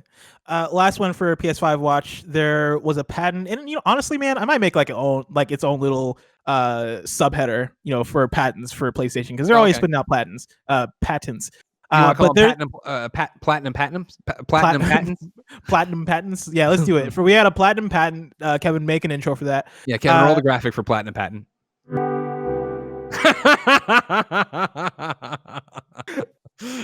It'll do, Kevin. Thank you. Could the Dualsense detect its users? This is from Adam Bankhurst at IGN. A recently approved PS5 Dualsense patent suggests that Sony's next-gen controller may one day be able to identify specific users simply by how they're holding it. As reported by Segment Next, this patent describes a system that would use Dualsense's sensors, including its gyroscope and accelerometer, to gather telemetry data to track the controller's position, orientation, and properties. If a match is found by the controller, it would prompt the user to accept or reject the detected profile. This patent looks to solve the issue of having to manually log into multiple accounts and provide a more seamless experience. This patent isn't strictly limited to the DualSense, however. It also indicates that this technology could work with other devices like the DualShock controller, Move motion controllers, PSVR headset, and more. It's important to note that patents are filed by companies all the time, and this specific filing does not guarantee this will make it to PS5 owners around the world.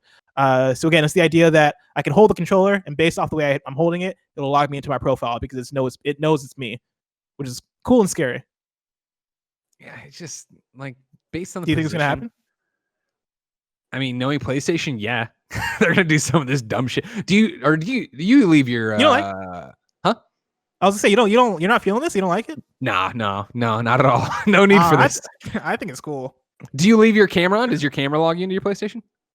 No. That's one of the things if you want, you can leave your PlayStation on and have it log you in or whatever you want. That sounds terrifying. I don't like that at all.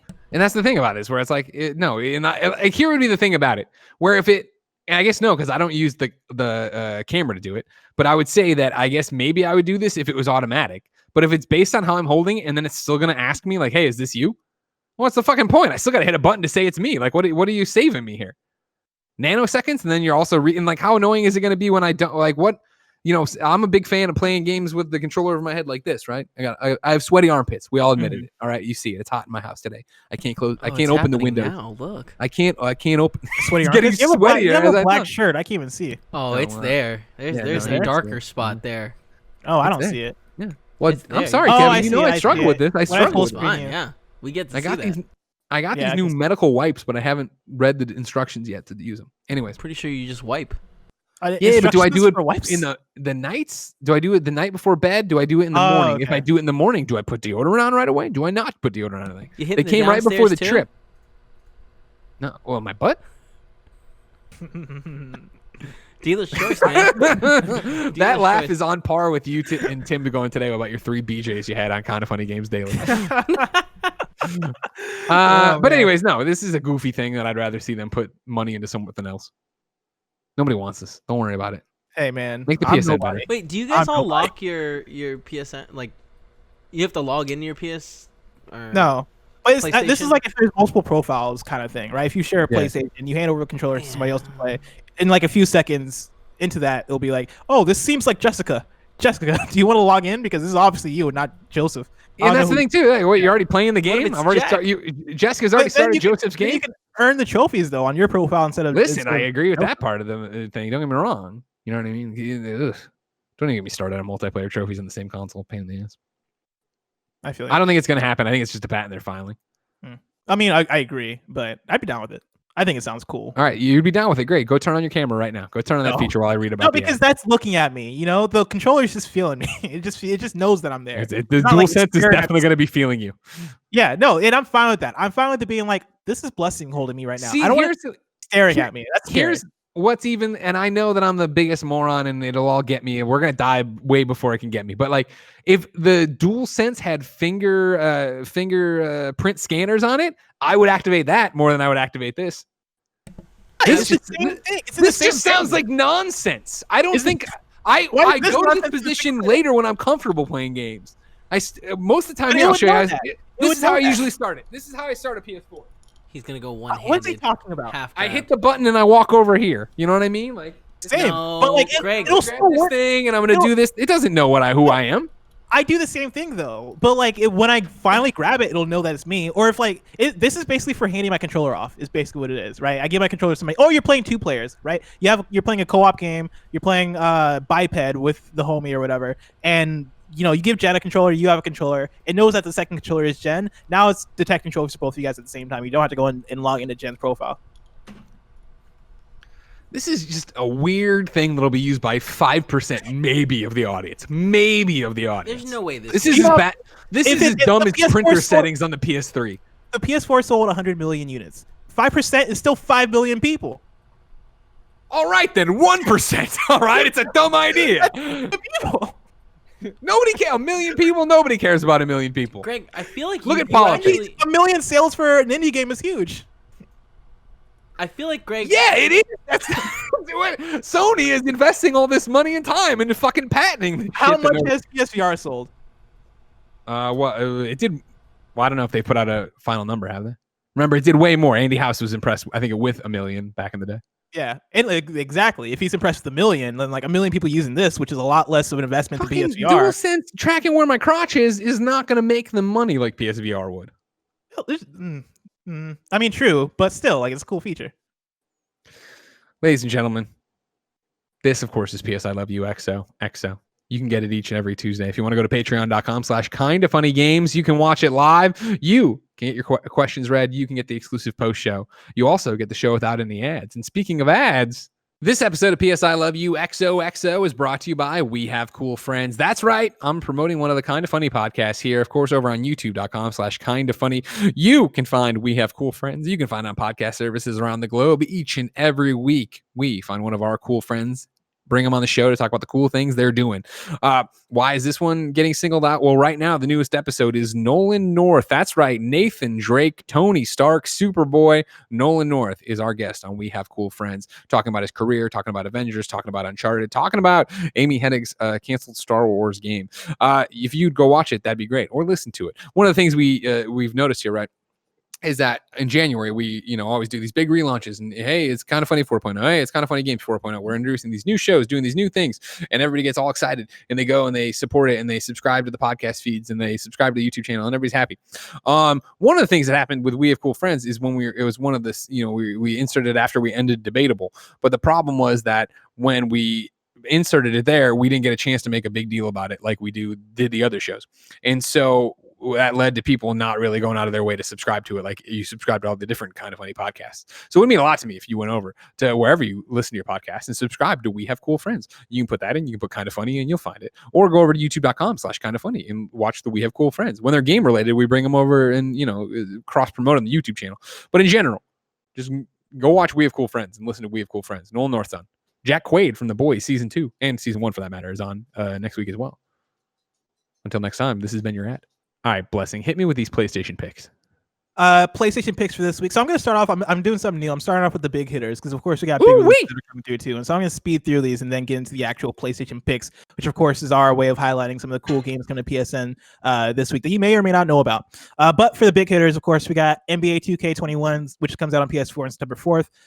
Tony Hawk Pro Skaters 1 and 2 for PS4, which comes out September 4th. And I guess that's Tony Hawk Pro Skater, not Pro Skaters. I was thinking like plural, like 1 and 2, but it's just Tony Hawk Pro Skater 1+2. And then Marvel's Avengers for PS4 comes out the same day, September 4th. Oh, Marvel's Avengers. I hadn't heard that. Friday. Huge day. Oh, you got your shield. I did. I went to the office this weekend, got my shield. Did you get the whiteboard? No. Well, I saw it. I didn't take it home. Oh, okay. I was like, that's a giant thing that I needed a long time ago. Don't need it now. Already did Inception? Yeah, exactly. Oh, okay. Sorry. Thank you, though. And thank your sister. I'm glad I got it. Oh, yeah, for sure. I had a question. Again, in Marvel's Avengers, there's a bunch of coverage up on it already. I'm going to be obsessed with it. Streams and all that shit. YouTube.com/kindoffunnygames. You can go watch my first thing that hasn't been recorded yet, but should be by the time you get it. However, Ian wrote in with a question I wanted to insert here, Blessing. Ian says, does the ever-increasing amount of games as a service being announced make you rethink about the diversity of Sony's titles in the context of the industry rather than the context of Sony's first party? If publishers keep on pushing games as a service, I'm all for Sony pumping out third-person action single-player games, parentheses, even if they are samey when compared to one another. So basically, Ian's saying, with the proliferation here, pretend I said it right, of games as a service, right? Destiny, Avengers, the list goes on, Fortnite. Do you think Sony looks at that as cool, we're going to continue to march to our narrative third-person action games? Or do you think they look at it and go, man, maybe we should make a games as a service? No, I mean, definitely the first one. Like, I think that's been their whole strategy, right? Like, the way I've seen PlayStation's first party, and the reason why I think they're super successful with their first party titles is because they are filling in those gaps that might not be there. And so, yeah, right now, like, games as a service is a huge thing. Multiplayer is a huge thing. Competitive is a huge thing. One of the reasons why I think people are so huge on the PlayStation library is because you have access to all that, but then you also have the first party library, which is like single player, whether it's open world or linear, games that are doing what you kind of you want from those games, right? They are delivering high quality, they are delivering good story, they are delivering the thing that Sony takes pride in, and like the reason why those work so well as first party titles too is because the purpose of them is to sell the console. And like with that, you don't necessarily need as Sony, right? You don't necessarily need a Destiny, or you don't necessarily have to focus on putting out games that where the goal is for them to sell like a Destiny or sell like a Fortnite or sell like a FIFA or whatever it may be, right? Like that's why I don't focus too hard on the first party game numbers, even though the first party games do sell very well. Like they're out there killing it with Spider-Man and all these different games, but like the whole purpose of those is to sell the console. And so like, yeah, I with Destiny and Avengers and all these different things, like I think it makes sense the balance that they've had there. Yeah, and I think that's why, again, Sony's been able to have this PlayStation generation where it is that, hey, yeah, you can come here and play all the third-party offerings that you'd expect and all these cool things other people are doing, but you can also play this stable of first-party games that, back to the, whatever, a dozen episodes ago of us, like, are they playing it too safe, that, as, Ian makes a comment, could be considered samey or whatever, but are also considered industry defining in some respect, right? Of like what they're doing and how they're doing it. Like I think PlayStation's happy with that reputation. And I think as you look at the PlayStation 3 generation, you see them branching out in a way that made sense to try, but didn't yield the results they wanted, right? When you look at something like Guns Up, when you look at something like Drawn to Death, when you look at these games, and I always forget, there was another one that was Adeoye, the MOBA like one they did out of that was being incubated in Sony San Diego next to Guns Up. It had a red like bloody font to it or whatever. Like they tried things there. God, I almost had it. They tried things so hard. You remember this game that I'm talking about? It's gonna be really hard. Oh, okay. Let It Die came to mind for some reason. Oh yeah, that's not it. But yeah. I like that game a lot. But you understand, like, yeah, it's like they are happy with where they are and what they want to do with it. So yeah, just let it be. Exactly. For PlayStation picks though, I only have two. Yeah, I only have two this week.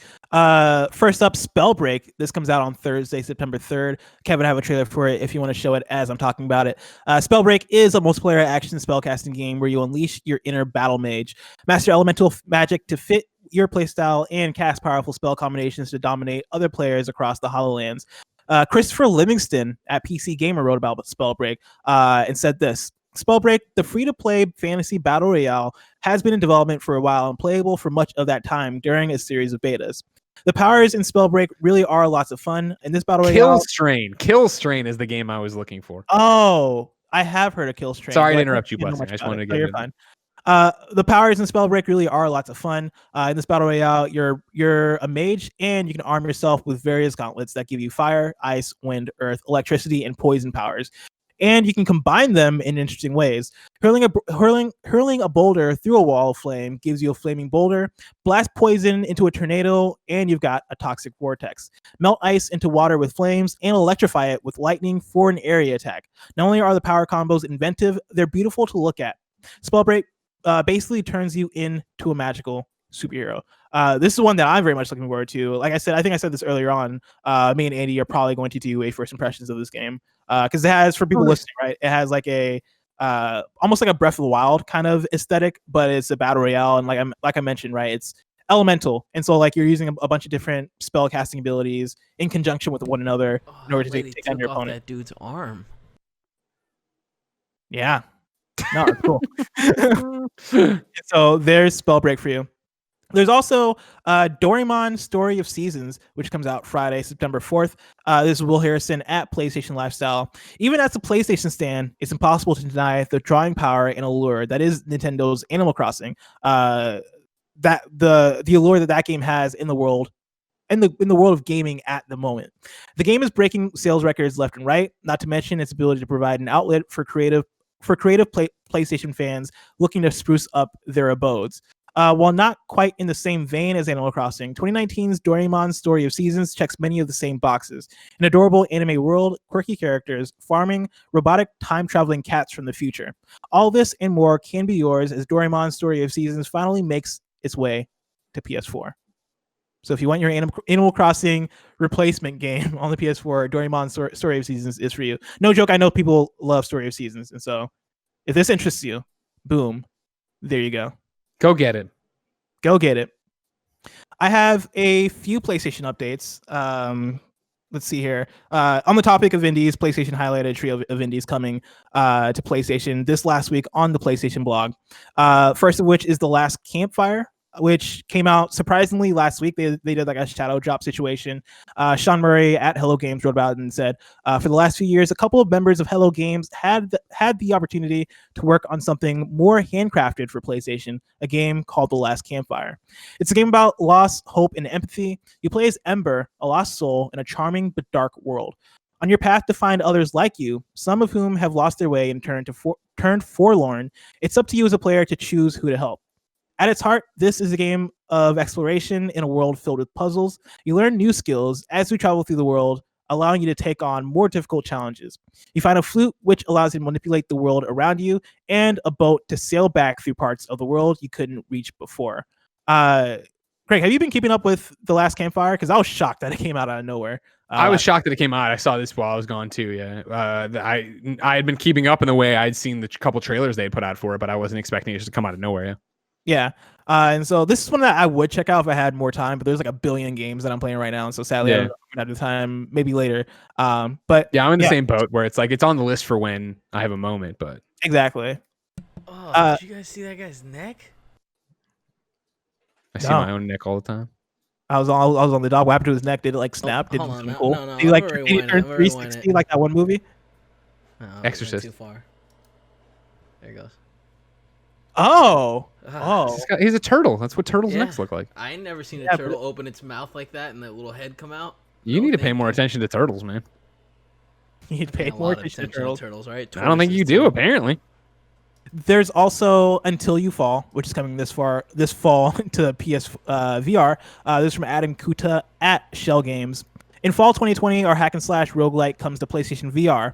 In this game, fantasy and synthwave collide when you become a sword god with supercharged abilities, striking down hordes of magic-infused monstrosities in an intense neon hellscape. This game kind of reminded me of Severed a little bit on the Vita. It made me think, man, I really want Severed on PSVR. I think that game could work out on PSVR. Though they would probably have to change the art style because you probably like go crazy in that 2D world. And then have to add a roof and a floor.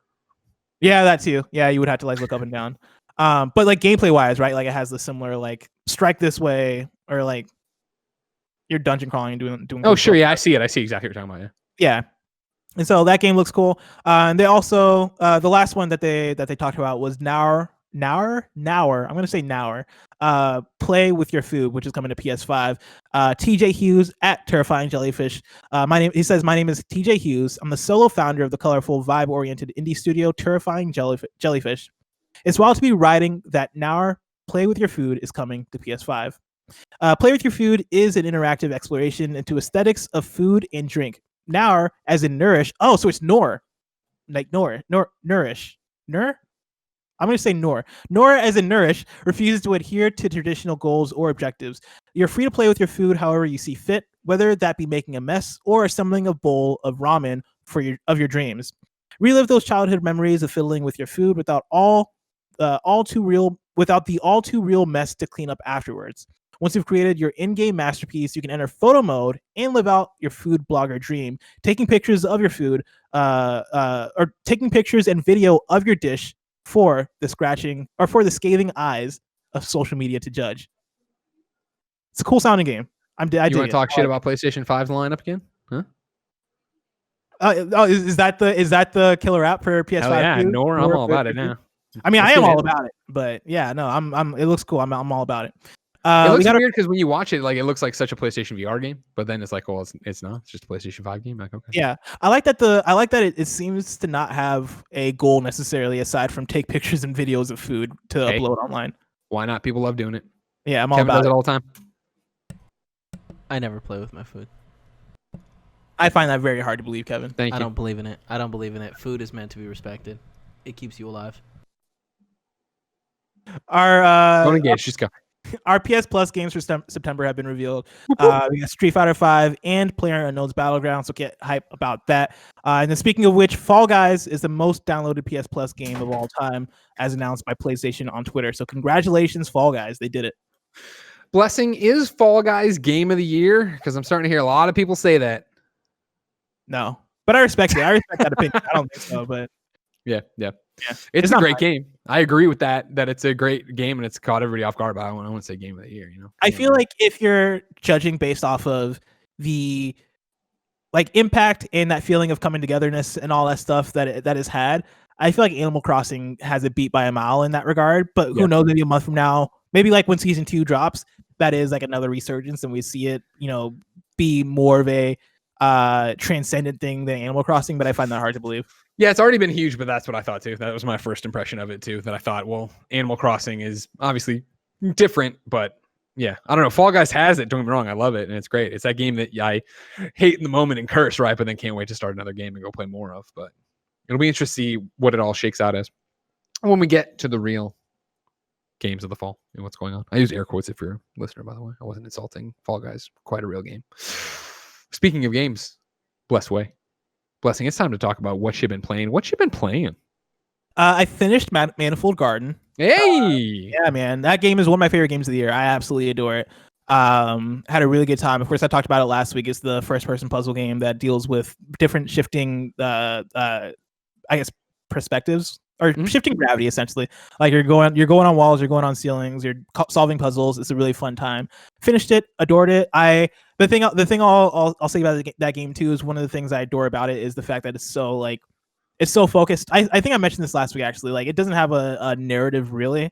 Like it is very much a hey, it is what you get. It is a puzzle game. We haven't even rendered like a body. You are just a camera that is solving puzzles, and I like the it almost reminds me of, I was gonna say Shadow Colossus, but even more so I guess like The Witness, where it is like a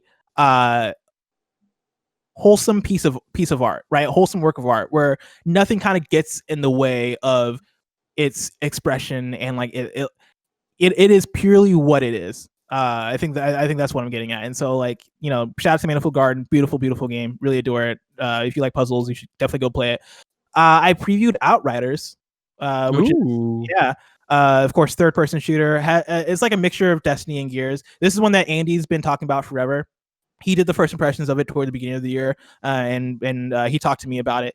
And man, going and actually getting my hands on it and playing it, that game is going to be fun. That game is going to be a great time. I was actually surprised by how much I enjoyed it. How is it going to review? Because it's on my fantasy team. I think it's going to do good.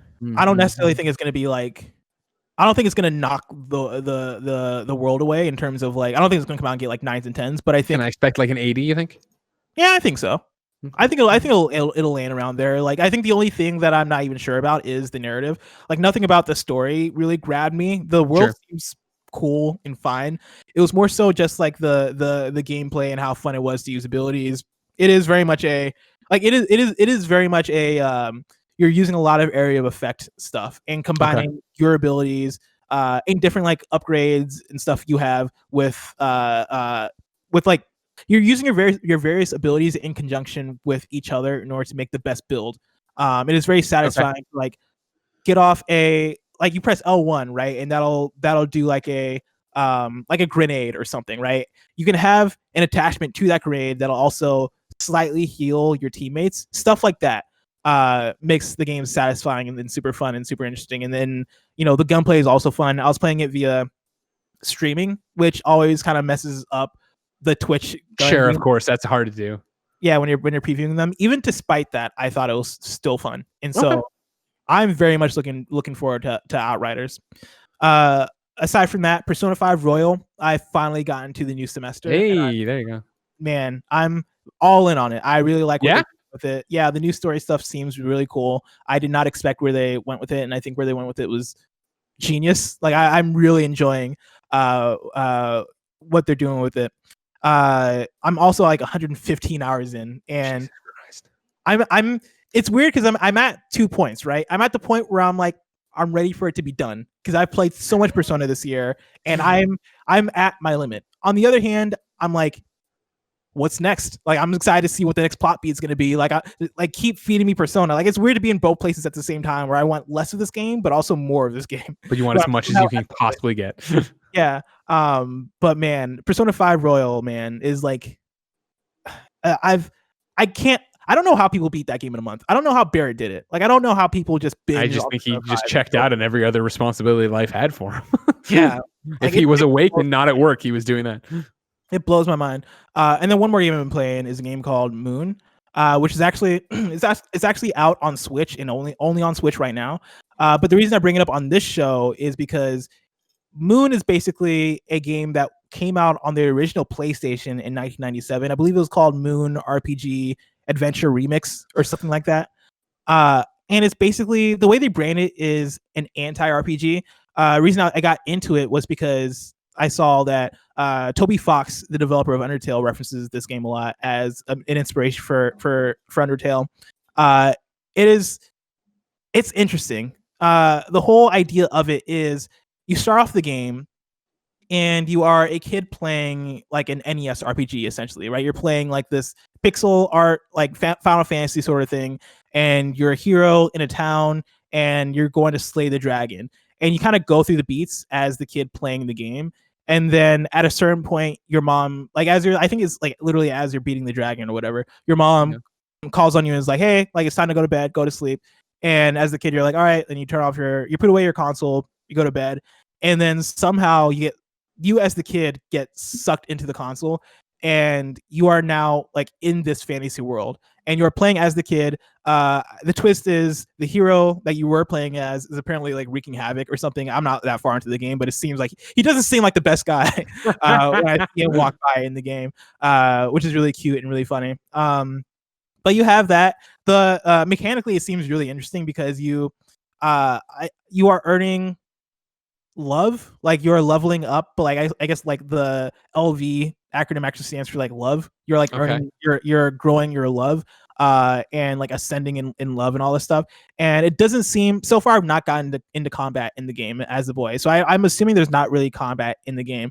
I really like a lot of what's going on in it. I want to play more of it. I'm only like an hour and a half in, but I'm digging what's there. It seems really weird for a 1997 PlayStation 1 RPG. But dude, that's when they were weird. That's when PlayStation was super weird. Yeah, no, it's a very strange game, but I don't know. Yeah, I'll have more to say on it later. But I'm digging it. Speaking of more to say on it later, I've been playing a redacted game, an embargoed game. Can't tell you about.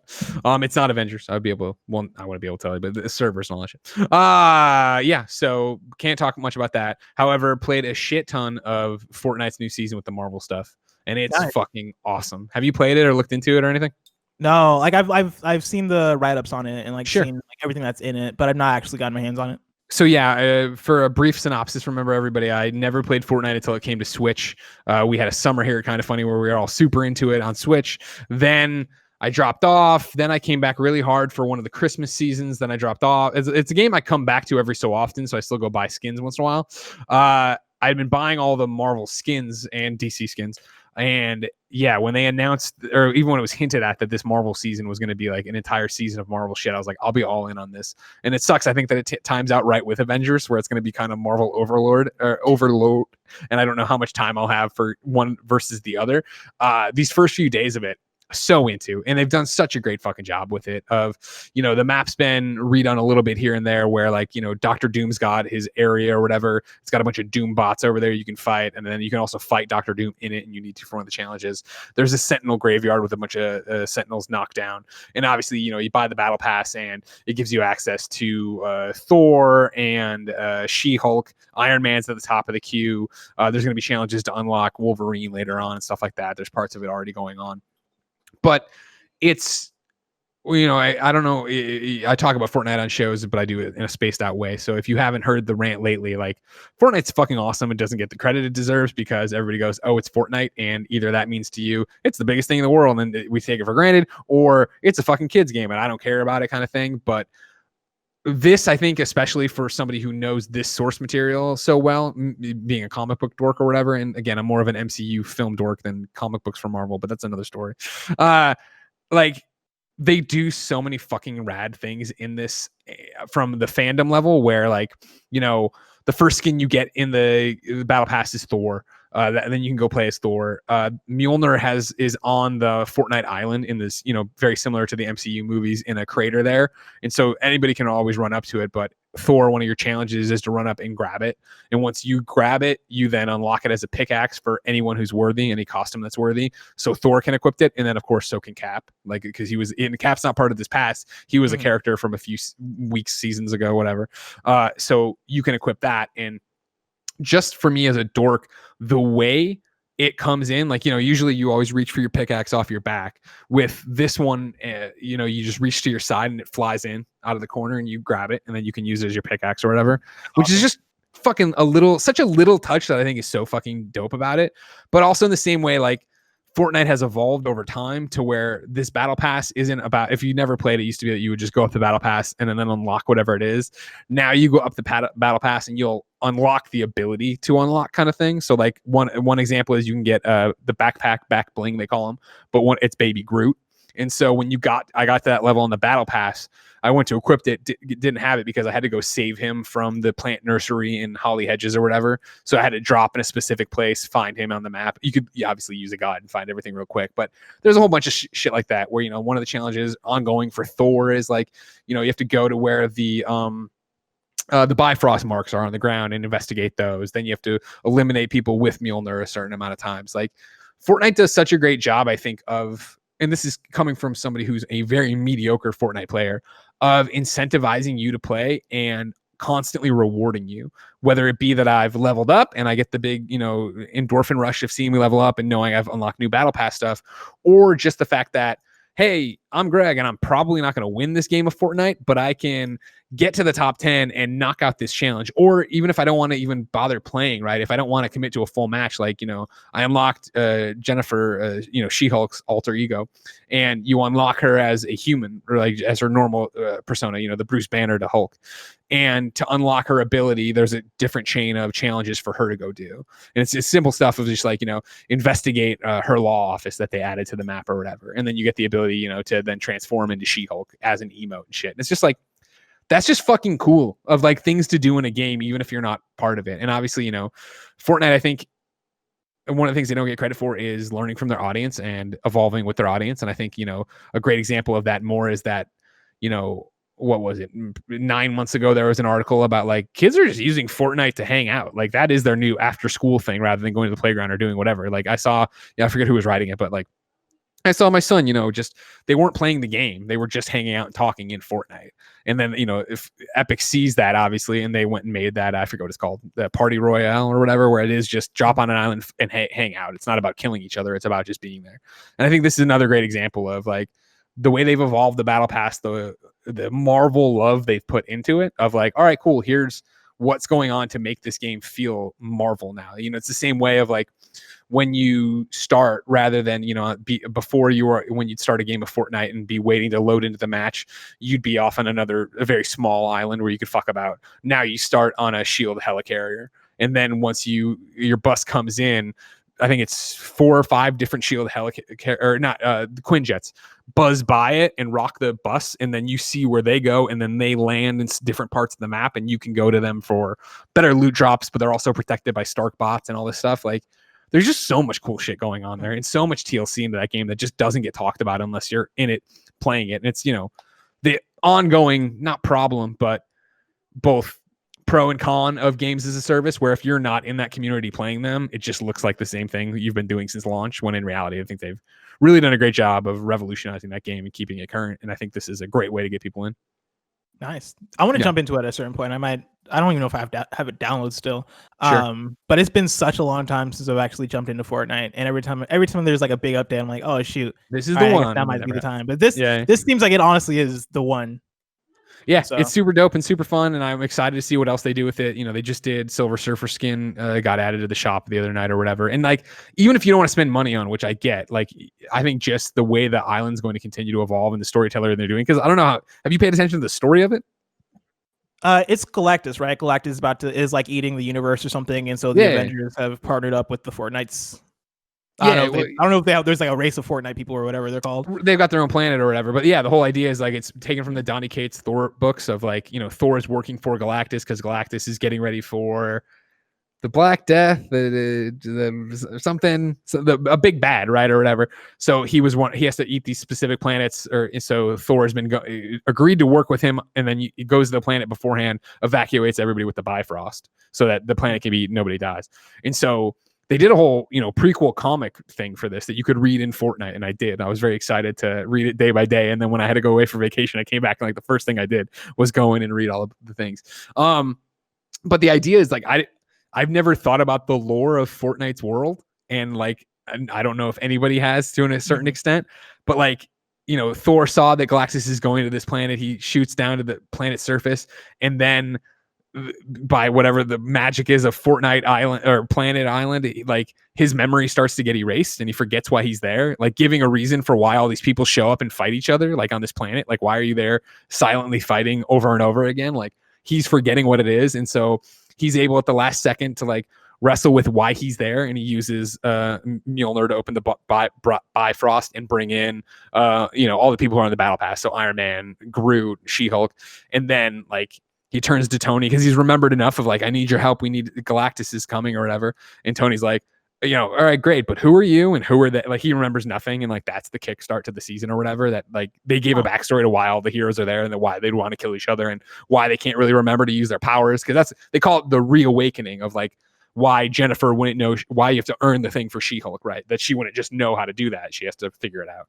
That's crazy. I didn't know any of that. It's a crazy little meta that they gave to it that I think as a comic fan, I really appreciate. And again, as a Fortnite fan, I appreciate it. Because even though I'm not a play it every day kind of person, like when I do drop in, I drop in usually for a few weeks really hard and then I bounce. And I'm always excited to see what they've changed. But it is that thing of like, all right, cool. I'm just shooting random people. They don't really matter to me. And like when they, I bought the Batman skins and I've bought all the other MCU skins, and they were always like, all right, this is cool. I like this. I was playing as Catwoman for a long time, but like when I bought the Captain America skin, that was when I was like, shit, this makes sense to me now. And this is just a dumb Greg thing, but like Captain America running around with an AK makes sense when I look at it, right? It looks like Captain America, First Avenger or whatever. Like I see Captain America do this, whereas Batman running around with a gun never made sense of why this would be happening. And so like the fact they've gone this far with it, I really appreciate it. I think everybody should try it out, but I'll stop yelling about it. That's really cool. The other thing I've been playing, I won't spend too much time on it because it's not even on PlayStation. Tell Me Why. I ran through the first episode of Tell Me Why. It's the next game here from the one and only Don't Nod, the folks behind Life is Strange and Life is Strange 2 and Remember Me. Download it. It's on Xbox. It's an exclusive to Xbox. It's on Game Pass. I just wanted to give it a shout out here just because I know it's going to be a busy week with reviews and stuff for Gamescast. It's a game I wish was on PlayStation because I love Don't Nod. I really, really dug this one. Of course, I don't know if you're not familiar with it, I don't want to get too much into it because I think it might start doing different things to what you expect from it. Because I didn't know what to expect from it. Obviously, Life is Strange, you have superpowers to some extent, right? So it's like, okay, cool. And like, Don't Nod, even Life is Strange 2, superpowers, like what is this one going to be or whatever? And it's the story, obviously, of brother and sister, they're twins. The brother is trans. And it's I don't want to get too into it, but they got separated from their mom at an early age. It's them coming back together to basically sell her house. And it was this idea of like, okay, cool. And I was playing through it. I'm like, oh, okay. Like there's one somewhat supernaturally element of it, but it's not even supernatural. It is very much like a way to relive your memories kind of thing as the brother and sister. And what I dug about it was them at one point, which I assume we'll get, it's a 3-episode structure, I believe. Maybe, I think it's just 3. If you can Google that for me, Bless. I think it's 3. Yeah, it's 3. It's 3. Okay, thank you. And it's like I assume this will get more important as it goes on, but like you're reliving these memories they experienced together, right? And at one point you relive the memory, and you're I think it was from the brother's perspective. So the sister was like, yeah, but that's not how, I think it was maybe the other way around. One of them is like, that's not how it really happened, and you live the memory again from their perspective. And it was that like, that's dope. And then you have to make a choice, as every Don't Nod game, of who you believe, like which memory you think's the real memory, which goes on to influence the story. And it was this thing where I was like, yeah, this is cool. All right, cool. I like this. And I like that they're just telling me a story. And then no spoilers at all. But there's a thing that happens in the second to last scene where like literally they're like leaving a room. And I was like, what the fuck is that? And then the last scene pulls it together again. And I'm like, holy shit. Like it was the perfect thing of not like a in your face crazy cliffhanger, because the story is good enough on its own. But it is so much of like, what the fuck just happened? I can't wait to see episode 2. Don't Nod is really good at doing that in their episode 1s. Like they know how to leave you like, okay, I got to play the next one. I got to know what's about to happen. Yeah, exactly. So great job from them. Once again, it seems episode 1, at least. We'll see. And this is also the thing too, where it's weekly. Bless, isn't this the idea where it's like they did the first one here and then the next one's? I don't know if it's weekly. I think it might be monthly. It is closer together than traditionally. Yeah. Hold on. Tell me. I don't think it's weekly. Release schedule. Episode 1, August 27th. Episode 2, September 3rd. Episode 3, September 10th. Greg was right. Really?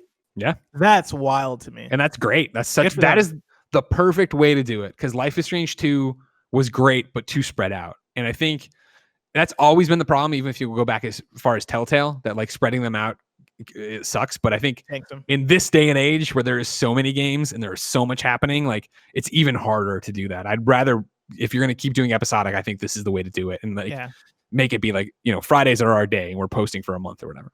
How long was episode 1? You know, internet said 3 hours when I checked beforehand, because I did the same thing of like, can I do this in one night? And I did. They said 3. I felt like it went quicker, but not by much. Okay. So I'd say 2 to 3, somewhere in there. Oh, I might jump into it. Dude, it's a Xbox Game Pass. Best deal in gaming. It's right there for you. Fun game too. Blessing. Greg. Speaking of fun games, let's talk about trophies with a segment we call Trophies and Chill. Yeah, my favorite thing. Kevin, play the graphic.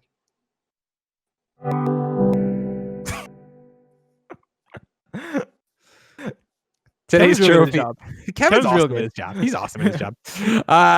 Today's trophy and chill question comes from Ravenholm Tourist, who writes in to Kinda Funny on patreon.com/kindafunnygames and says, your favorite individual trophies. Hey guys, long time. You discuss trophies a lot when games come out. Easy plats, problems with trophy lists, and so on. Was wondering if, gun to your head, gun to your balls, you could suddenly list off a few favorite specific trophies from games over the years. Favorite trophies and why. For example, I loved getting the trophy after the last Valkyrie in God of War 2018. Was a tough one, and the trophy pop was particularly satisfying. Getting the trophies for saving and killing everyone in Until Dawn were great trophies. Really made me play the game an entirely different way. Saving everyone made it more tense and suspenseful. Killing everyone was hilarious. Oh, and I love surprise trophies like Dying Light Barbecue for igniting a zombie, then impaling them on spikes. I didn't know about that trophy, so the surprise pop and tap of the PlayStation button to see what it was really surprised me. Love that. Blessing, you hate trophies. You've said it over and over again. Exactly. Do you have a trophy that stands out for you? No, not really. I can think of more trophies I hate than ones I like, honestly. Damn it, like there was the Mortal Kombat. This one is the one that'll always stick with me. There's a Mortal Kombat X trophy. Yeah. That is, you have to get 10 wins in a row in ranked fighting, in ranked online. And I was convinced that I could get the platinum in Mortal Kombat X. Like, it was one of the few times where I was like, I'm gonna do it. I'm gonna go for it. And like fighting games in general, I like to go for platinums because that gives me a goal, even though I tend not to get them, because more times than not the platinum trophy journey sucks for fighting games. Like, they don't know how to make a good roster of trophies. I'm looking at Dragon Ball FighterZ, which had a terrible trophy list. But there was for the one for Mortal Kombat X, like, even though I hate it, I somewhat respect it, and it did, like, I had a fun time chasing it, because there were multiple times where I'd get 9 wins in a row in ranked online on Mortal Kombat X, and then I'd lose in the 10th one, and then have a meltdown. Especially because, like, I was going for that trophy at a time where, like, I don't know if my, like, ranked record really kicked in like that. Like, I was still early on in the matches, and I knew coming in that I was going to be better than like at that time when the game was like launch week or whatever, or like probably like the 2 weeks around launch window. I was dominating fools in ranked online Mortal Kombat X, and I was like, I can get this trophy. I can do it. And I always lost at the 10th one. And at a certain point, I was like, no, I'm not doing it anymore. I can't make this happen. What about you? Do you have favorite trophies? Yes and no. Like, this is a great question, because I liked it too. I didn't do any research on it. I put it in where it was like, honestly, while you were talking, I looked up the names of the ones I was thinking of. But you said, gun to your head, gun to your balls, of what like pops to mind. And obviously I immediately jumped to like my DC Universe Online Platinum, because that was like such a labor of love that I enjoyed that thing the entire way through. And then let alone the fact that it popped on PS4 when you turn on your PS4. That was dope and fun. But like, when I think of the trophies that stand out to me, I thought of the first trophy I ever got, which was on Super Stardust HD, Hero of Lav, or maybe Lave. You have something, so maybe it's Lav. I don't know. But Hero of Lav, we'll say, which is just, it doesn't even matter. It's arcade, complete Planet Lav. But I remember being so stoked for trophies to come to PlayStation, and then getting it in, putting in the update or whatever for the OS or to make it happen, and then getting it. And I have it here July 2nd, 7:30 in the morning. So you figure I must have, even before I went to IGN or whatever, booted it up, played something up, and, in my boxer shorts out there waiting for it, and just seeing it pop and knowing that journey was starting, kind of thing. Because again, like, I remember going to those pre-briefings from Sony and getting it explained to me, and having it shown, and seeing what the pop was going to be, and like to finally be off on your own and go with it was so huge. And then with the other one I have, which I think it's, hold on. I think it is. Yeah, it's my, on psnprofiles.com where we tell you to go all the time. It tells you your rarest trophies. The rarest trophy I have at number 2 is Winner Takes All in DC Universe Online. However, the number one is SingStar Celebrity, which is get a grand total of 8,000 views from all your media ever. Because if you remember in SingStar on PS3, you could upload clips and you could upload performances and stuff. And obviously getting 8,000 views is incredibly hard unless you command an audience of Podcast Beyond listeners that you can send to go watch you dance in a Ghostbusters costume, singing Whitney Houston and picking up your dog, which then what was it? PSX put an article together of SingStar, people who are popular on SingStar, and they put me in there not knowing I worked at IGN. And there's like, this person, Greg, dresses up, Game Over Greg, he dresses up as a Ghostbuster or whatever. And I remember that being a pretty popular memory for me. How do you organize by rarity? I want to check that out because that sounds fascinating. I gotta know. If you go to your profile, so PSN, like on psnprofiles.com /Game Over Greggy, it should be a bar over to the right that says rarest trophies. Pretty much right at the top. Let's see if I can get you up here. Merc City. Yeah, because I gotta know. But to Merc City, here you go. Your rarest trophy is Testing the Waters, UFC Undisputed 2010. Let's go, dude. Let's see. When I tell you how much I love UFC games. Play all modes at least one. Check the shop and all options. I'm a nerd.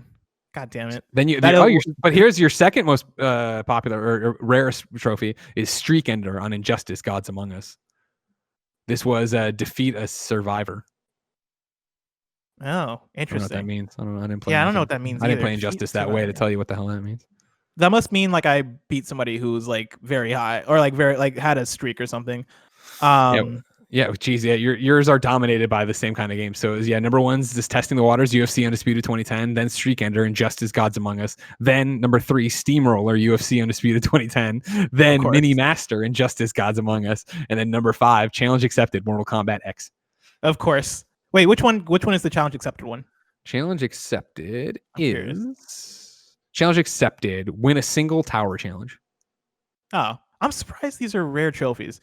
But I forgot what I was gonna say. Oh no, I was gonna say Undertale is one that just came to mind for trophies. I love the Undertale trophies. You know that I don't connect with Undertale, but I love the trophy list of I got a lot of ideas for trophies. Like this one. Yeah. And this one. I'm out of idees. Like they keep it is such a great trophy list. So yeah, it's like it starts off with